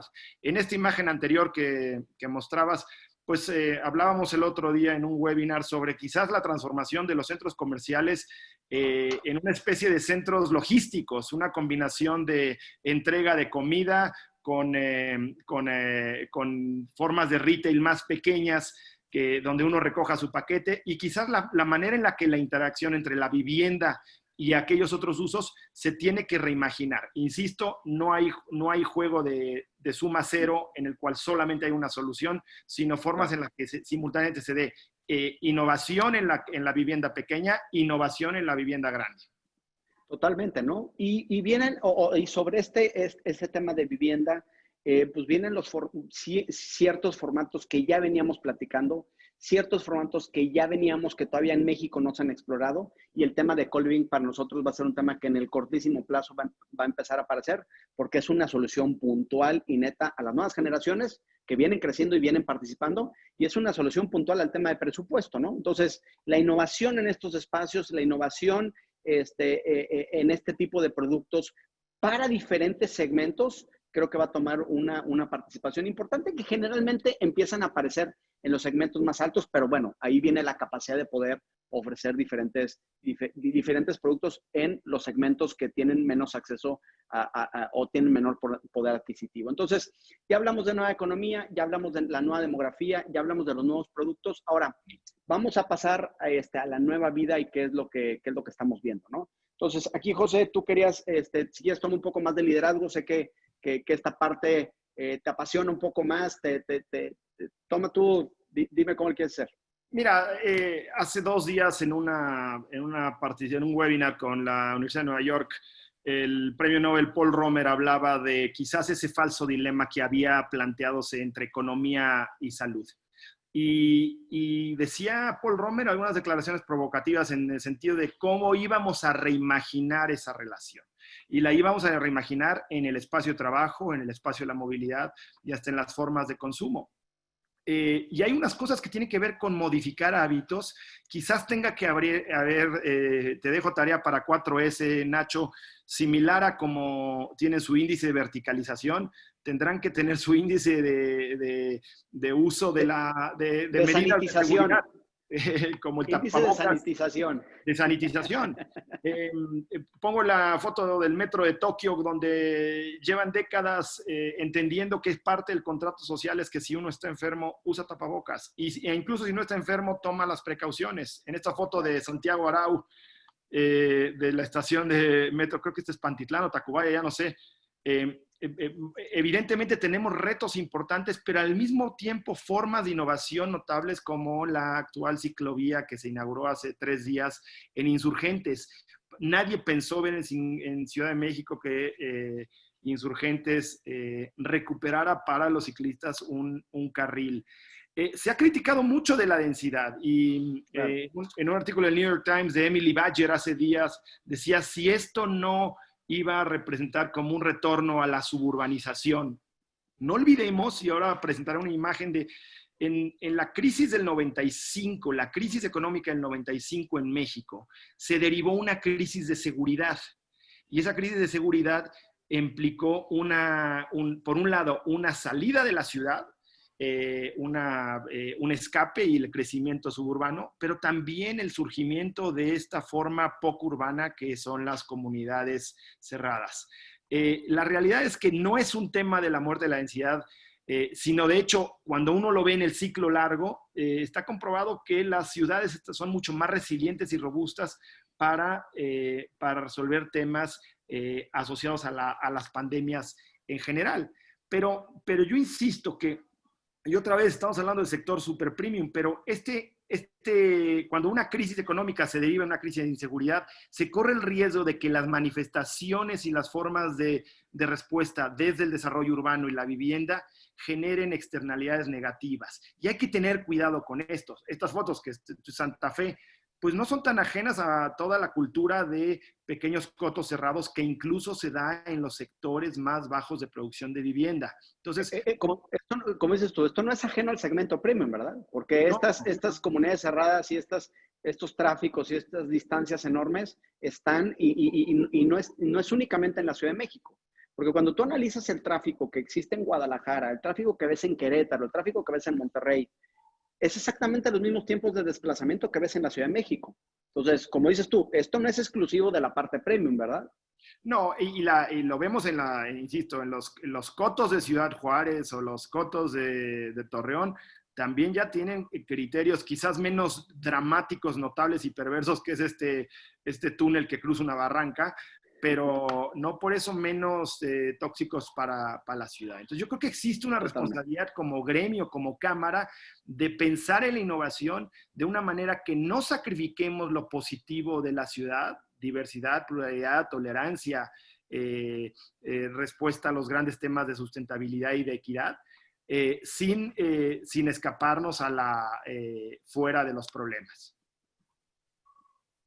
Y una parte también importante tiene que ver con entender esta dinámica de los activos actuales de vivienda. Creo que de repente, insisto, en la narrativa se cuenta todo negativamente, pero no olvidemos que la anterior administración dedicó un esfuerzo importante y recursos importantes a la renovación de unidades habitacionales y el mejoramiento de espacios públicos. Este proyecto, que es uno de retrofitting en Francia, que además ha ganado múltiples premios, muestra que hay que entender la dinámica de producción de vivienda en todo su segmento, que incluye nueva vivienda, mejoras a vivienda, en esta nueva administración, autoconstrucción, hasta crecimiento. Nacho, ¿qué piensas de esto?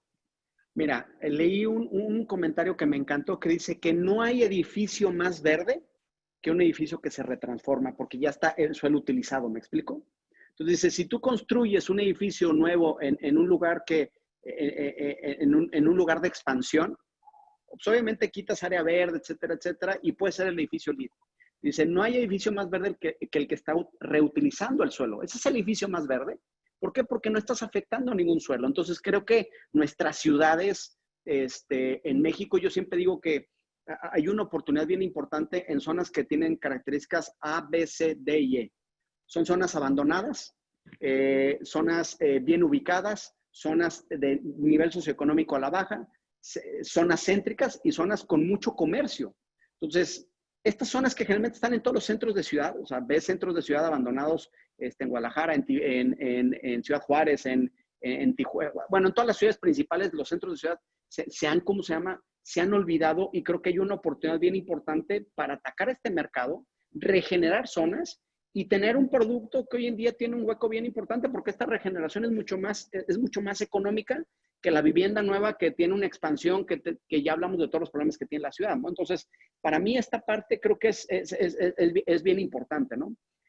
Y hablando de la siguiente, hablamos de la flexibilidad y de los diferentes enfoques que tenemos, ¿no? El mercado está volviendo bien versátil, y les ponemos un ejemplo de diferentes estudios que se han hecho a nivel internacional y que 4E se ha implementado en el tipo de productos que podemos hacer, especificando las diferentes segmentaciones psicográficas que estamos teniendo. Entonces, el futuro o la nueva vida, definitivamente hablando, entendiendo que los mercados están cambiando, pues vamos a ver cosas bien interesantes en el mercado, José. No sé qué opines. Ahí tú traes varios ejemplos de cosas que vamos a ver y de productos que están como marcando la pauta de una forma completamente diferente.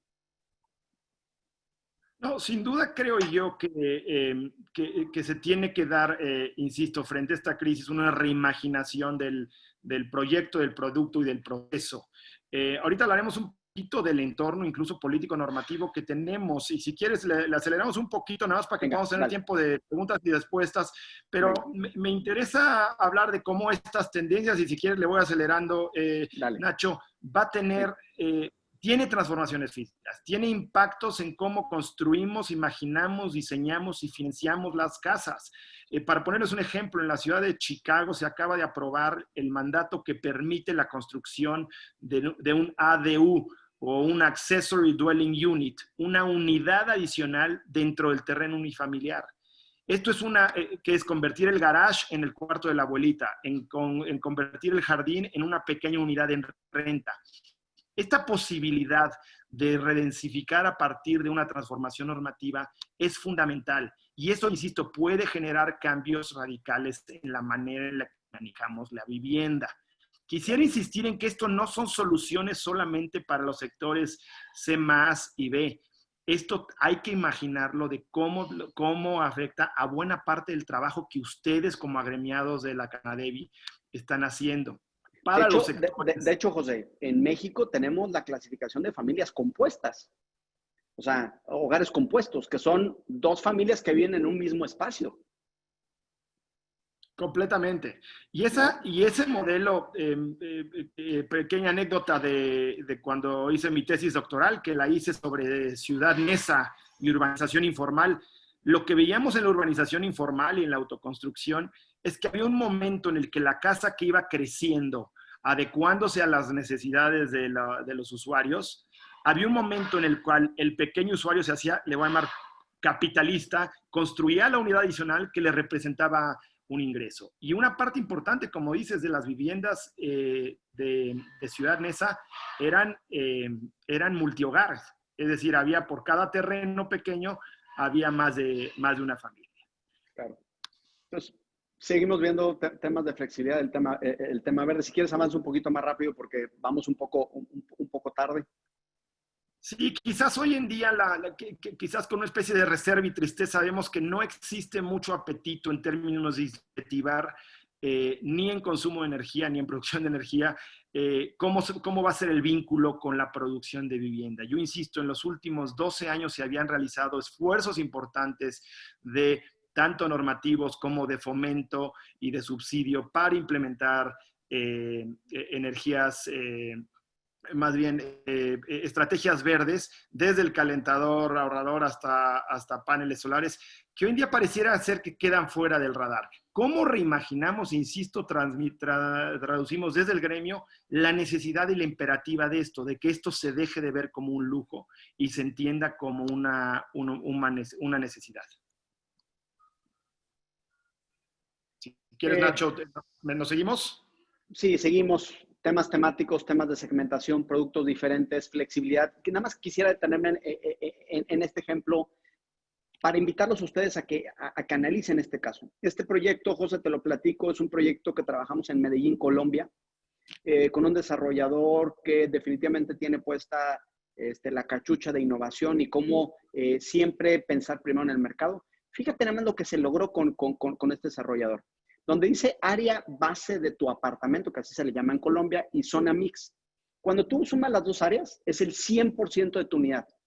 El área gris, el área base, es un área que no puedes cambiar. Es digamos que la distribución tradicional o el espacio tradicional que te define el desarrollador. Pero la zona mix es aquella zona que tú puedes combinar.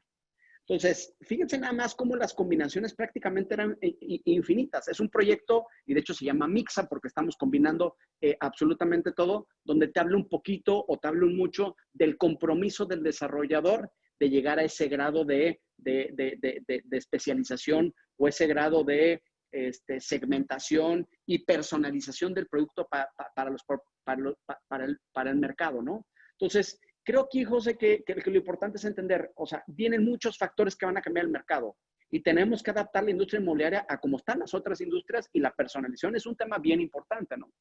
Sin duda alguna, ahora estamos trabajando de la mano de Fobiste en una especie como de manual o de lineamientos para la autoconstrucción asistida. Y no es tan distinto de esto que estás planteando, porque lo que vemos en la autoconstrucción asistida, y hablaremos un poco más del rol de la industria y los arquitectos, ingenieros y constructores frente a esto, pero es que el consumidor final requiere tener de cierta flexibilidad, no nada más en el momento de espacio físico, sino también en el tiempo. Entonces estas definiciones se van reconfigurando y hay gente que quiere tener un espacio para una pequeña forma de producción, para tener su taller de diseño gráfico, para abrir una pollería. Hay gente que quiere y necesita tener a la familia ampliada y hay gente que produce pastes en su cocina y necesita tener una cocina más amplia. Estas son las cosas que además en la historia de la producción de vivienda han venido. Del lado derecho está la famosa cocina de Frankfurt, que la diseñó Margaret Schutt. Margaret Schutt empezó a entender cómo se movía la mujer en la cocina y planteaba que había hasta una forma de opresión en la manera en la que las cocinas estaban diseñadas. Y a partir de ahí diseñó esta cocina que es la lógica del triángulo: espacio de lavado, espacio de producción, espacio guardado, de cocinado, perdón. Y eso fue la herencia durante más de 80 años de la manera que se producía la cocina. La imagen de este traste, de este fregadero lleno de trastes que se ha convertido en la narrativa de todos durante los últimos 80 días, también nos implica en los sectores más bajos, y la foto de la izquierda es una cocina, la cocina, si no es la mínima, pero en la cocina en un cierto segmento de interés social, que tengamos que pensar en cómo conectamos las narrativas post-COVID, en particular la de la sociabilidad en la cocina y la de lavado, con nuevos modelos. Insisto, claro, hoy en día la cocina era casi el espacio residual. ¿Qué va a significar de cara a COVID? Yo creo que ahí hay trabajo y formas de innovación. Totalmente. Totalmente, ¿no? Queríamos hacer una serie de comentarios, insisto. Creo que la Canadevi tiene un rol importante en ser interlocutor, no nada más con el gremio ampliado, sino con autoridades locales, municipales y federales. No queda la menor duda que todos hemos visto simultáneamente con un poco de, llamémosle, no le voy a llamar entusiasmo, pero sí decir, veamos cómo empieza a configurarse esto como una política y como una serie de incentivos a la manera en la que estamos acostumbrados a trabajar. Pero al mismo tiempo, antes de COVID, ya se veían signos no del todo prometedores, de manera diferenciada. Ciudad de México más difícil por una especie de escepticismo del modelo de desarrollo urbano y producción. Pero creo que hay que entender que como Canadevi, como agremiados, hay que, y como dice el personaje de la serie Mad Men, que si no te gusta la manera en la que, si no te gusta de lo que están hablando, cambia la conversación. Y yo creo que aquí tenemos formas de cambiar la conversación, formas de ser críticos del Programa Nacional de Vivienda y formas de entender también en esa narrativa de cómo ya hay historias y antecedentes que cuando uno no es capaz de normar bien, es decir, cuando uno piensa que el uso de suelo unifamiliar no permite estas unidades económicas, ¿qué es lo que va a pasar? Esta es una foto de Isadora Hastings, Ixtapaluca, de hace como 15 años. Se da uno cuenta que aparece la pollería, el fotoestudio, la lavandería. Más que verlo esto como problema, tenemos que entender cómo conectamos un mercado cambiante, unas aspiraciones distintas del usuario de incorporarse a la vida pública y la manera en la que el gremio va a producir esa vivienda.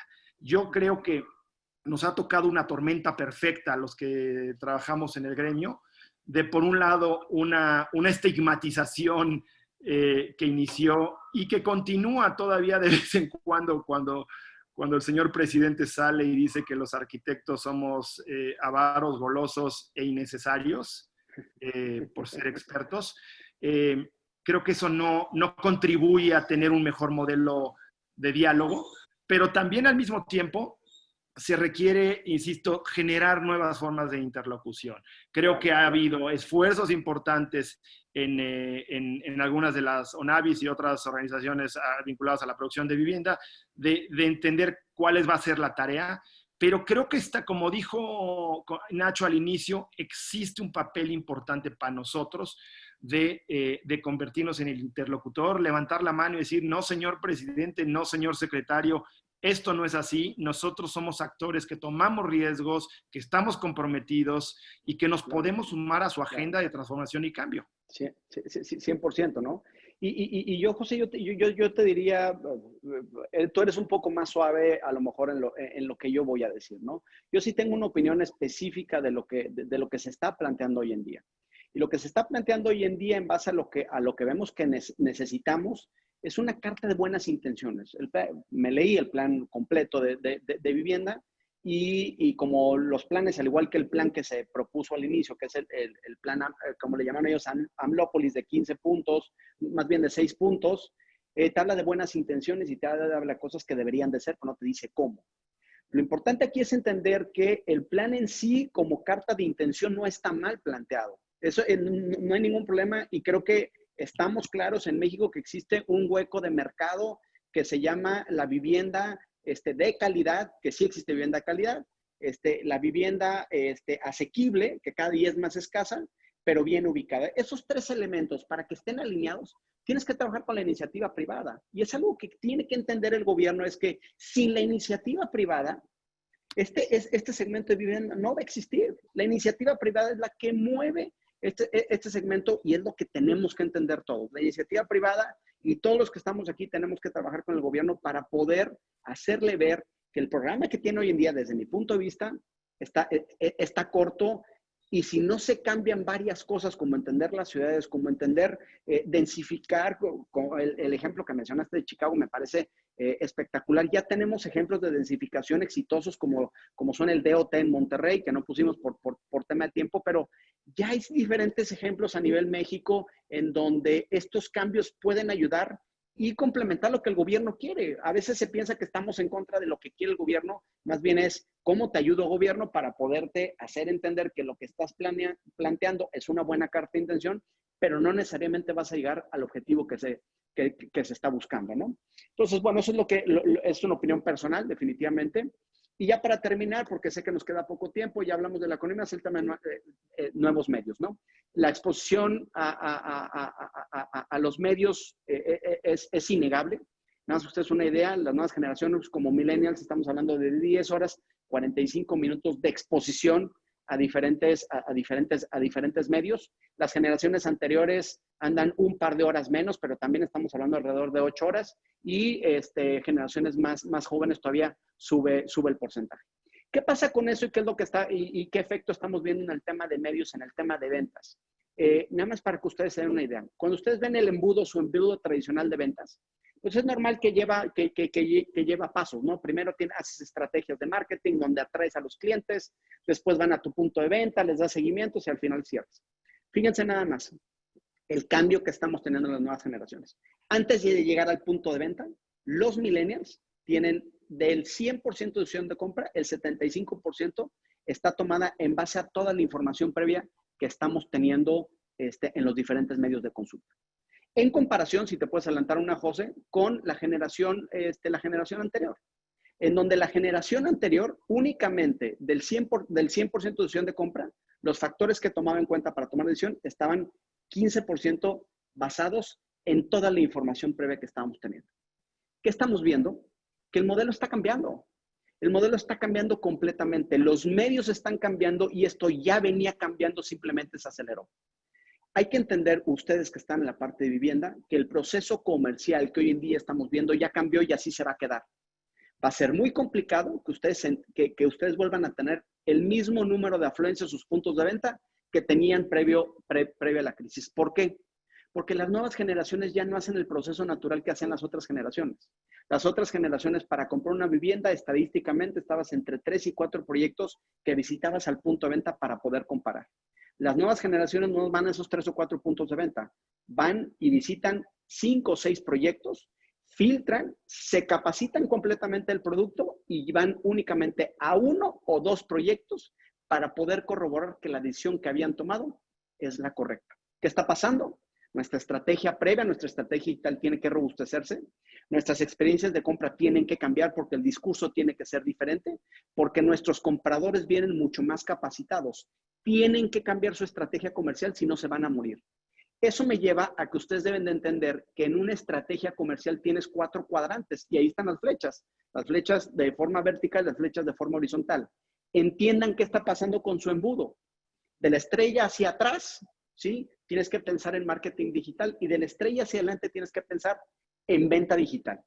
Esto no es temporal y esto no es para los segmentos premium. Esto es para absolutamente todos los segmentos. Analicen bien si su estrategia es la que está fallando o su operación es la que está fallando. Y también entiendan si realmente tienen un compromiso en la parte digital y en el marketing digital y en la venta digital. Porque, ¿qué está pasando, José? No sé si te puedo adelantar. Hay un tema bien importante que deben de entender. Hoy en día en la estrategia digital tienes que tener 4 factores, si no, no va a funcionar. Primero tienes que tener acción, ¿sí? Acción. O sea, tienes que estar activamente haciendo cosas desde la parte digital para captar clientes. Segundo tema, atención, ¿sí? ¿Qué tiene que ser? Tienes que ser muy proactivo y nosotros le llamamos equipo de pescadores. Accesibilidad, tiene que ser muy fácil de poderte contactar. Con un clic te llaman por teléfono y la atención tiene que ser inmediata. Para aquellos de ustedes que estén pensando que los tiempos de respuesta son menos de 24 horas, están perdidos en el pasado. Y el último tema, el tema de aplicaciones. El punto 3 te habla del tema de high velocity, o sea, el 3.2, atención, high velocity. Modo ventas hoy en día es el tema de rapidez. La atención y la estrategia digital de hoy en día únicamente funciona si los equipos comerciales digitales están pensados en respuestas inmediatas. Así está el mercado. Hoy en día todos queremos respuestas inmediatas, no queremos respuestas 1, 2 o 3 horas después o 5 horas después. Tienen que pensar en rapidez y para eso tienen que estructurar sus equipos comerciales, sus equipos de marketing, porque tienen que invertir en esa parte.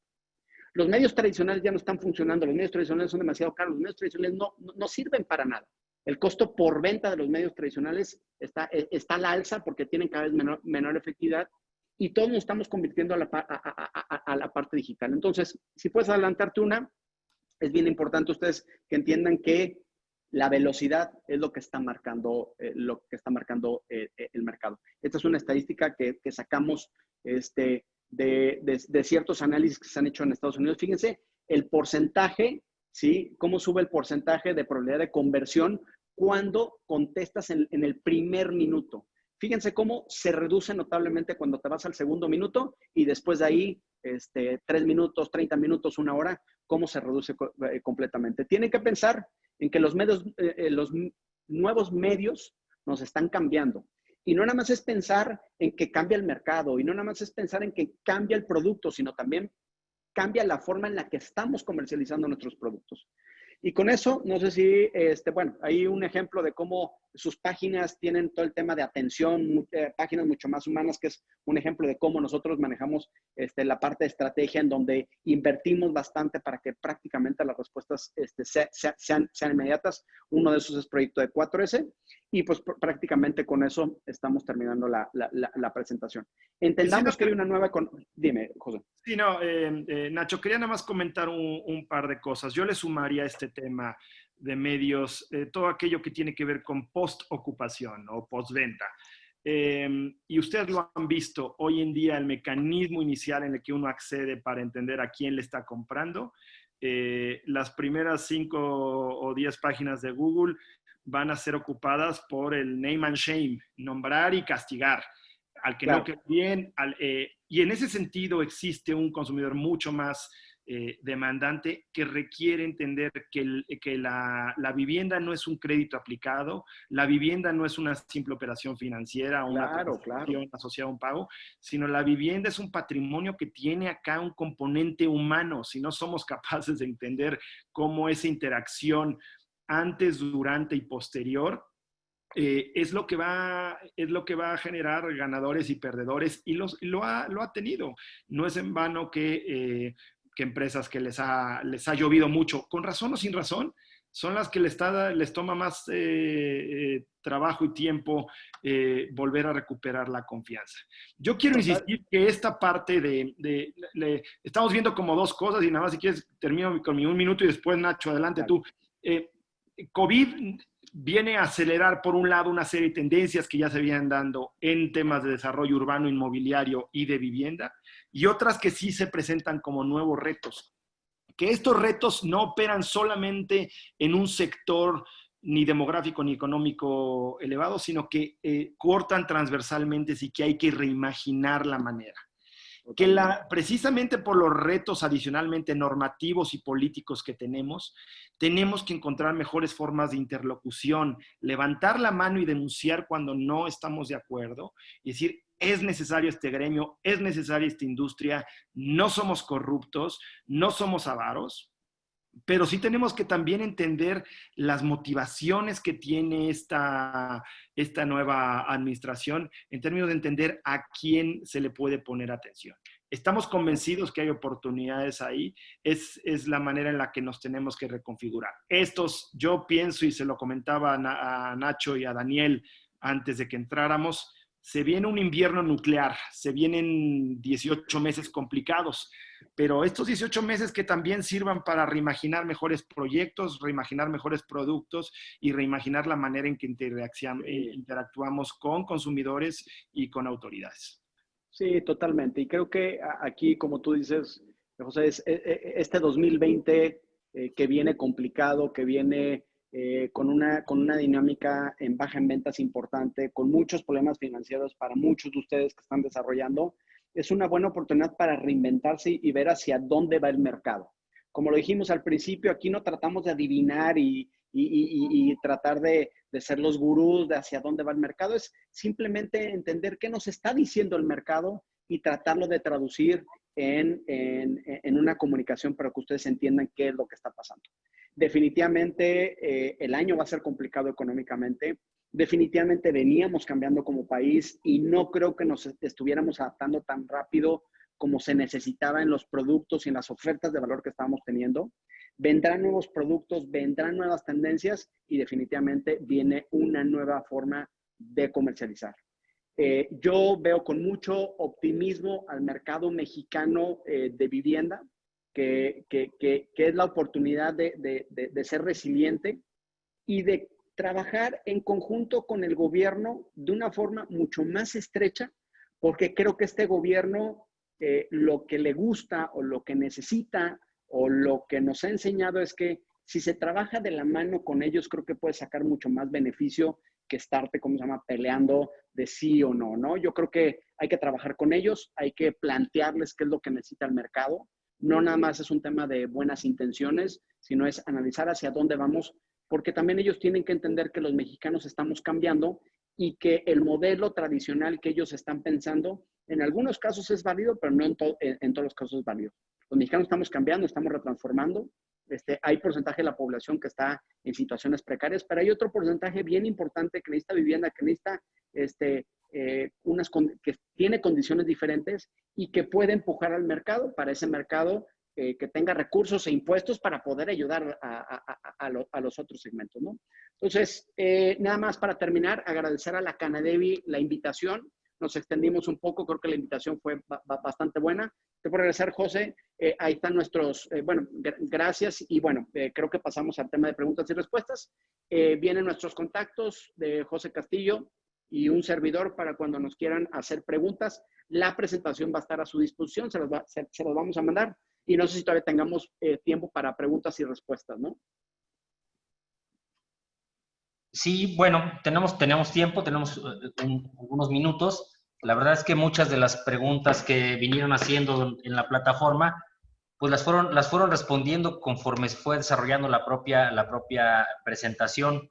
Sin duda, muchos temas, sin duda, mucha información que tenemos que procesar y que tenemos que ver cuál es la mejor manera en que el desarrollo de vivienda se tiene que ir adaptando a estas nuevas condiciones.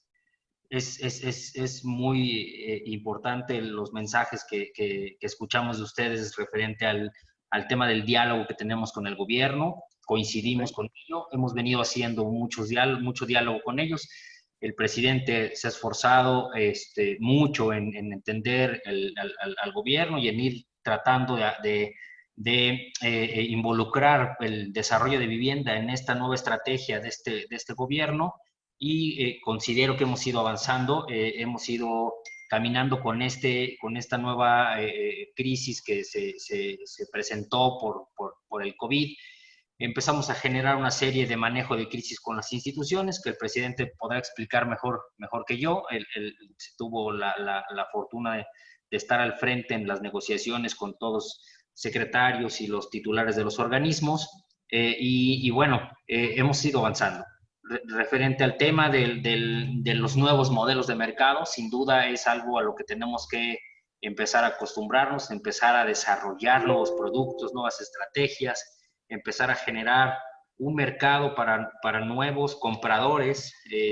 Creemos que hay una labor muy importante que tenemos que hacer todos los que estamos en el sector, nosotros como Cámara, ustedes como expertos y los organismos, gobierno, etcétera, de buscar retomar la confianza del comprador, ¿no? Buscar que los compradores hoy que están en esta incertidumbre, en este temor de contratar créditos a mediano y largo plazo, pues cada vez se acrecenta por las condiciones salariales a las que hoy se han ido transformando por todas estas disposiciones y estos efectos.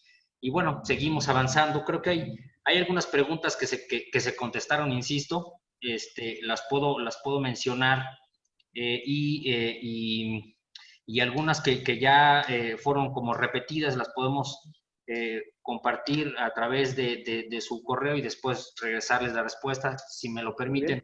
Algunas preguntas. Presidente, ¿quiere opinar, comentar algo? Sí, con mucho gusto, Daniel. Nada más, no me queda claro. ¿Vamos a leer algunas preguntas?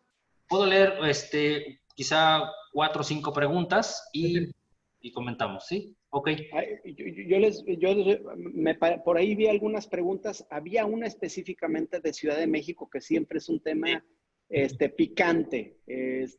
No sé, José, o Gonzalo, no sé, tú dime, porque por ahí la vi y siempre el tema de la Ciudad de México se vuelve como un tema bastante enriquecedor, ¿no?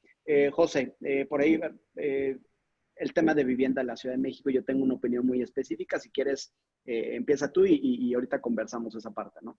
Sí, si quieres, Daniel, lee la primera y después vemos, porque no estoy buscando la de Ciudad de México en el chat. No sé si la pusieron ahí o en alguna otra parte, pero adelante. De hecho se mencionan tres preguntas en el tema de Ciudad de México, y es: ¿qué modelo de negocio podría seguir los desarrolladores para hacer vivienda de interés social en la Ciudad de México, cuando la densidad permitida por uso de suelo de muchos proyectos no permite hacer vivienda más pequeña apta para interés social? Y la segunda es: ¿cómo impacta el valor de la vivienda en estos centros de las ciudades en donde el suelo está desvalorado, ¿no? A ver, empecemos por digo, no hay fórmula, no hay una única fórmula ni fórmula perfecta, pero creo que hoy en día el reto para producir vivienda asequible, urbana, bien localizada, cercana a espacios de trabajo y a transporte, es el reto fundamental para las grandes ciudades mexicanas. No olvidemos, y a veces hablamos en Ciudad de México, pero no olvidemos que vivimos en un país 85% urbanizado, 82% urbanizado. Entonces, los retos que tenemos como ciudades no son ajenos, no son nada más los de la gran ciudad o las grandes ciudades y luego los de la periferia. Uno de ellos tiene que ver con una estructura normativa clara. Y tenemos un problema cuando buena parte de los municipios del país y por lo tanto las ciudades, si no tienen una estructura normativa para pensar la planeación e instrumentos del desarrollo urbano tan elementales como son el uso de suelo, la densidad, la intensidad, tenemos retos enormes. Pero desde la perspectiva del desarrollo, el pequeño viviendero que quiere echar a andar un proyecto, evidentemente el mayor obstáculo, tiene como 2 retos. Uno, ¿por qué voy a dejar dinero en la mesa? Es decir, si puedo construir vivienda en una colonia como la Doctores, la Narvarte, la Agrícola Oriental, cercanas a transportes, ¿por qué voy a hacer vivienda social cuando puedo venderlo a otros sectores? Si los incentivos, y es ahí donde entra el rol del Estado. La paradoja es que esta administración, que tanto interés tiene en beneficiar a los sectores más desprovistos de oportunidades, no ha sido capaz de reconstruir el Estado con todos los instrumentos posibles. Uno de ellos incluye la gestión del suelo urbano. No se trata de expropiaciones, ojo, se trata de entender que todos los activos que tiene como suelo urbano podrían convertirse en un mecanismo de producción y de fomento a la vivienda social. El segundo de ellos tiene que ver con la certeza.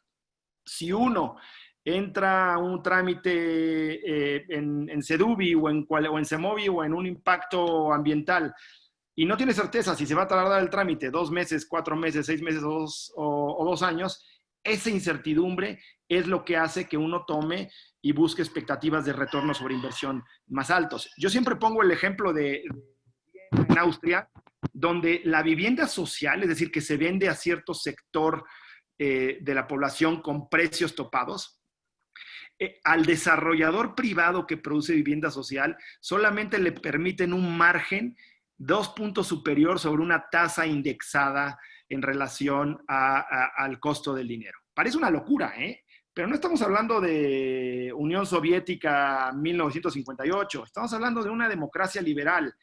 Lo que es interesante es que el desarrollador de vivienda social en Austria tienes certeza absoluta de que no va a haber problemas de que el inquilino que no puede pagar no puede resolverlo, no va a haber problemas de permisos, no va a haber problemas de otras cosas. Entonces, la certeza normativa es importante para garantizar que se produzca vivienda social. Y finalmente, como ya dije, el suelo urbano, de la mano del financiamiento, son los dos grandes motores que sean capaces de transformar una buena intención en una política en la cual podamos decir, así como en el 2005 se produjeron 600,000 viviendas al año en el país, que podemos decir, ¿qué creen? En el 2022 Claro. se llegaron a producir 100,000 viviendas urbanas asequibles de abajo de $1,500,000 de pesos. Claro. Sí, mira, yo en otras palabras coincido al 100% con lo que estás diciendo. Y yo nada más, hay que entender que este problema no nada más lo tiene México, ¿eh? Este problema es un gran problema latinoamericano. O sea, los problemas que tenemos en México los tiene todo Latinoamérica, en el diseño de nuestras ciudades.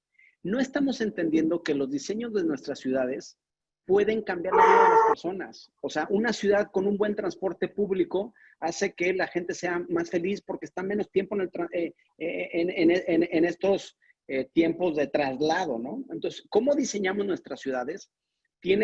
Afecta directamente a las personas.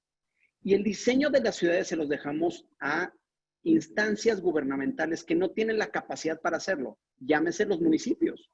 Tiene que haber un cambio en ese sentido para que una instancia con mucho mayor talento y capacidad pueda regir a las diferentes ciudades para que homogenicen una regulación que te ayude, como dice José, a poder densificar. El gran cáncer de las ciudades mexicanas y latinas es las restricciones en densificación. No existen incentivos. La única forma de hacer vivienda asequible, bien ubicada, es haciéndola vertical, porque financieramente hablando no existe forma de encontrar tierra barata, y aparte de esa tierra barata, si la encuentras en un lugar abandonado, si no tiene densidad, pues no puedes hacer la vivienda del tamaño o de las características que requiere el mercado. Entonces, para mí es bien importante entender que el plan que hoy en día está programando el gobierno tiene que tener un paso más adelante, en donde en México tenemos que empezar a pensar en quitar densidades. Ojo, quitar densidades no quiere decir que quite regulaciones. Por ejemplo, Barcelona. Barcelona es una ciudad urbanamente de lo mejor que hay en el mundo, hermosísima. Todos los edificios están topados a 15 niveles. Buenos Aires, por ejemplo. Tú vas a Buenos Aires, todos los edificios son del mismo nivel. Y se ve una ciudad perfectamente bonita, todos al mismo nivel. ¿Qué tiene adentro el edificio? No le importa al gobierno. Eso te va a castigar al mercado.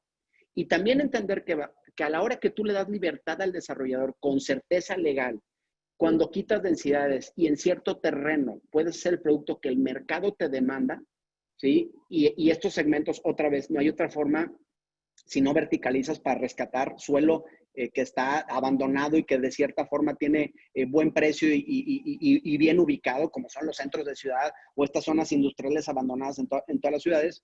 Si no cambiamos esa forma de ver las cosas, creo muy complicado que podamos alinear lo que está buscando el gobierno con lo que necesita la iniciativa privada, y entender que regalar casas, no sé, 5,000 casas creo que prometió el gobierno de la Ciudad de México, no son suficientes para poder atacar el gran problema y la gran necesidad de vivienda que tenemos específicamente en la Ciudad de México. ¿Qué hay que hacer? Cambiar las regulaciones para que la iniciativa privada con producto adecuado autorregule el mercado, y ya no tienes que regalar nada. Ya no tienes que regalar nada. Haces casas, se autorregula el mercado, ciertos impuestos te los llevas allá a Oaxaca o a Guerrero o a otros estados en donde no tienen la capacidad como tienen los estados que vemos que pujan bastante en esa parte. Entonces, yo creo que existe un error en la estructura que tenemos hoy en día del diseño de nuestras ciudades, porque sí necesita un diseño completamente diferente. Y para mí, el gran cáncer es la forma de densificar las ciudades, que ha provocado que nos tengamos que extender. ¿Por qué? Porque no puedo producir tantas viviendas en cierto terreno, pues tengo que agarrar tierra sumamente barata que está en las afueras de la ciudad. Es una fórmula perversa lo que provocó esto hoy en día, ¿no? Claro. Presidente, ¿quiere comentar algo? Y gracias, ¿no? Pues nada más terminar dándole las gracias a Nacho y a José. Y bueno, pues aquí ha sido un buen foro y una gran plática en la cual pues se revelan lo que esta contingencia nos ha enseñado.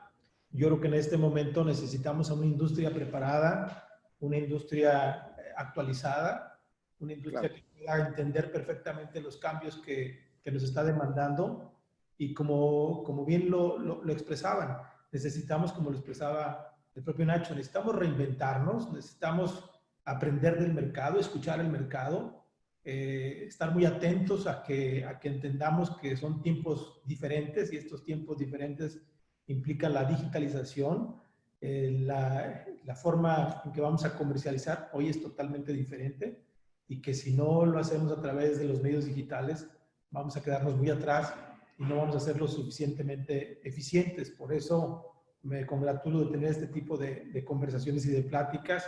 Me parece que, bien dice José, que la pandemia solamente provocó el conocer una realidad que ya venía en nuestra industria y que la puso al frente para ver que estos tiempos deben ser diferentes y que debemos atender la industria también pensando en que hay que hacer las cosas no como las veníamos haciendo. Yo creo que este tipo de conversaciones y de pláticas nos dan una serie de herramientas para entender el mercado diferente. Y por supuesto que México necesita a una industria preparada, una industria comprometida, donde seamos lo suficientemente capaces de entregar esa vivienda de la que ustedes hablan, una vivienda asequible, una vivienda bien ubicada. Y para eso, pues la producción en grandes volúmenes nos da la ventaja de ser eficientes y poder entregar esa vivienda asequible que el pueblo de México necesita. Y no puedo estar más de acuerdo con lo que decías al respecto, Nacho, que ha sido perverso el tema de la densificación.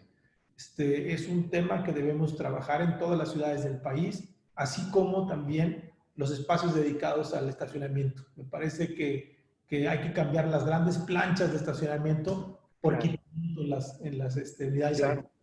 Claro. Gonzalo, ya hay muchos ejercicios en Monterrey, un ejercicio que ya se está trabajando y hay que copiar los modelos que ya funcionan.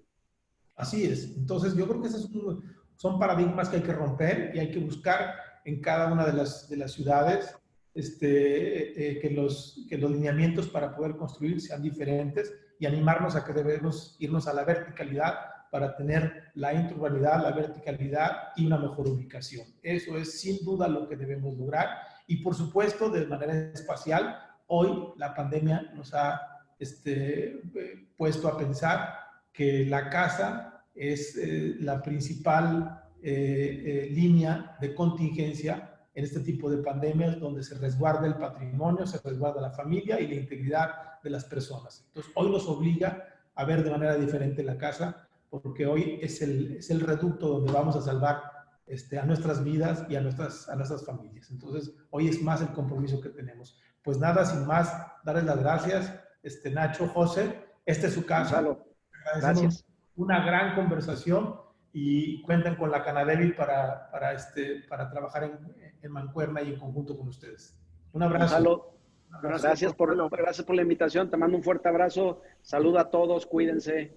Muchas gracias. Gracias a todos, gracias a la audiencia. Vi ahí por ahí cercana a 300 personas en algún momento. Eso significa que es un tema interesante, es un tema que nos mueve y conmueve, y creo que gracias a Gonzalo, Daniel, por facilitarlo. Seguimos en contacto, ahí tienen nuestros contactos para cualquier cosa. Un abrazo a todos, gracias Nacho. Por supuesto. Saludos, José, saludos. Gracias a todos. Abrazo. La Canadevi, muchas gracias a la audiencia que nos acompañó y a todos cuídense mucho y les mando un abrazo.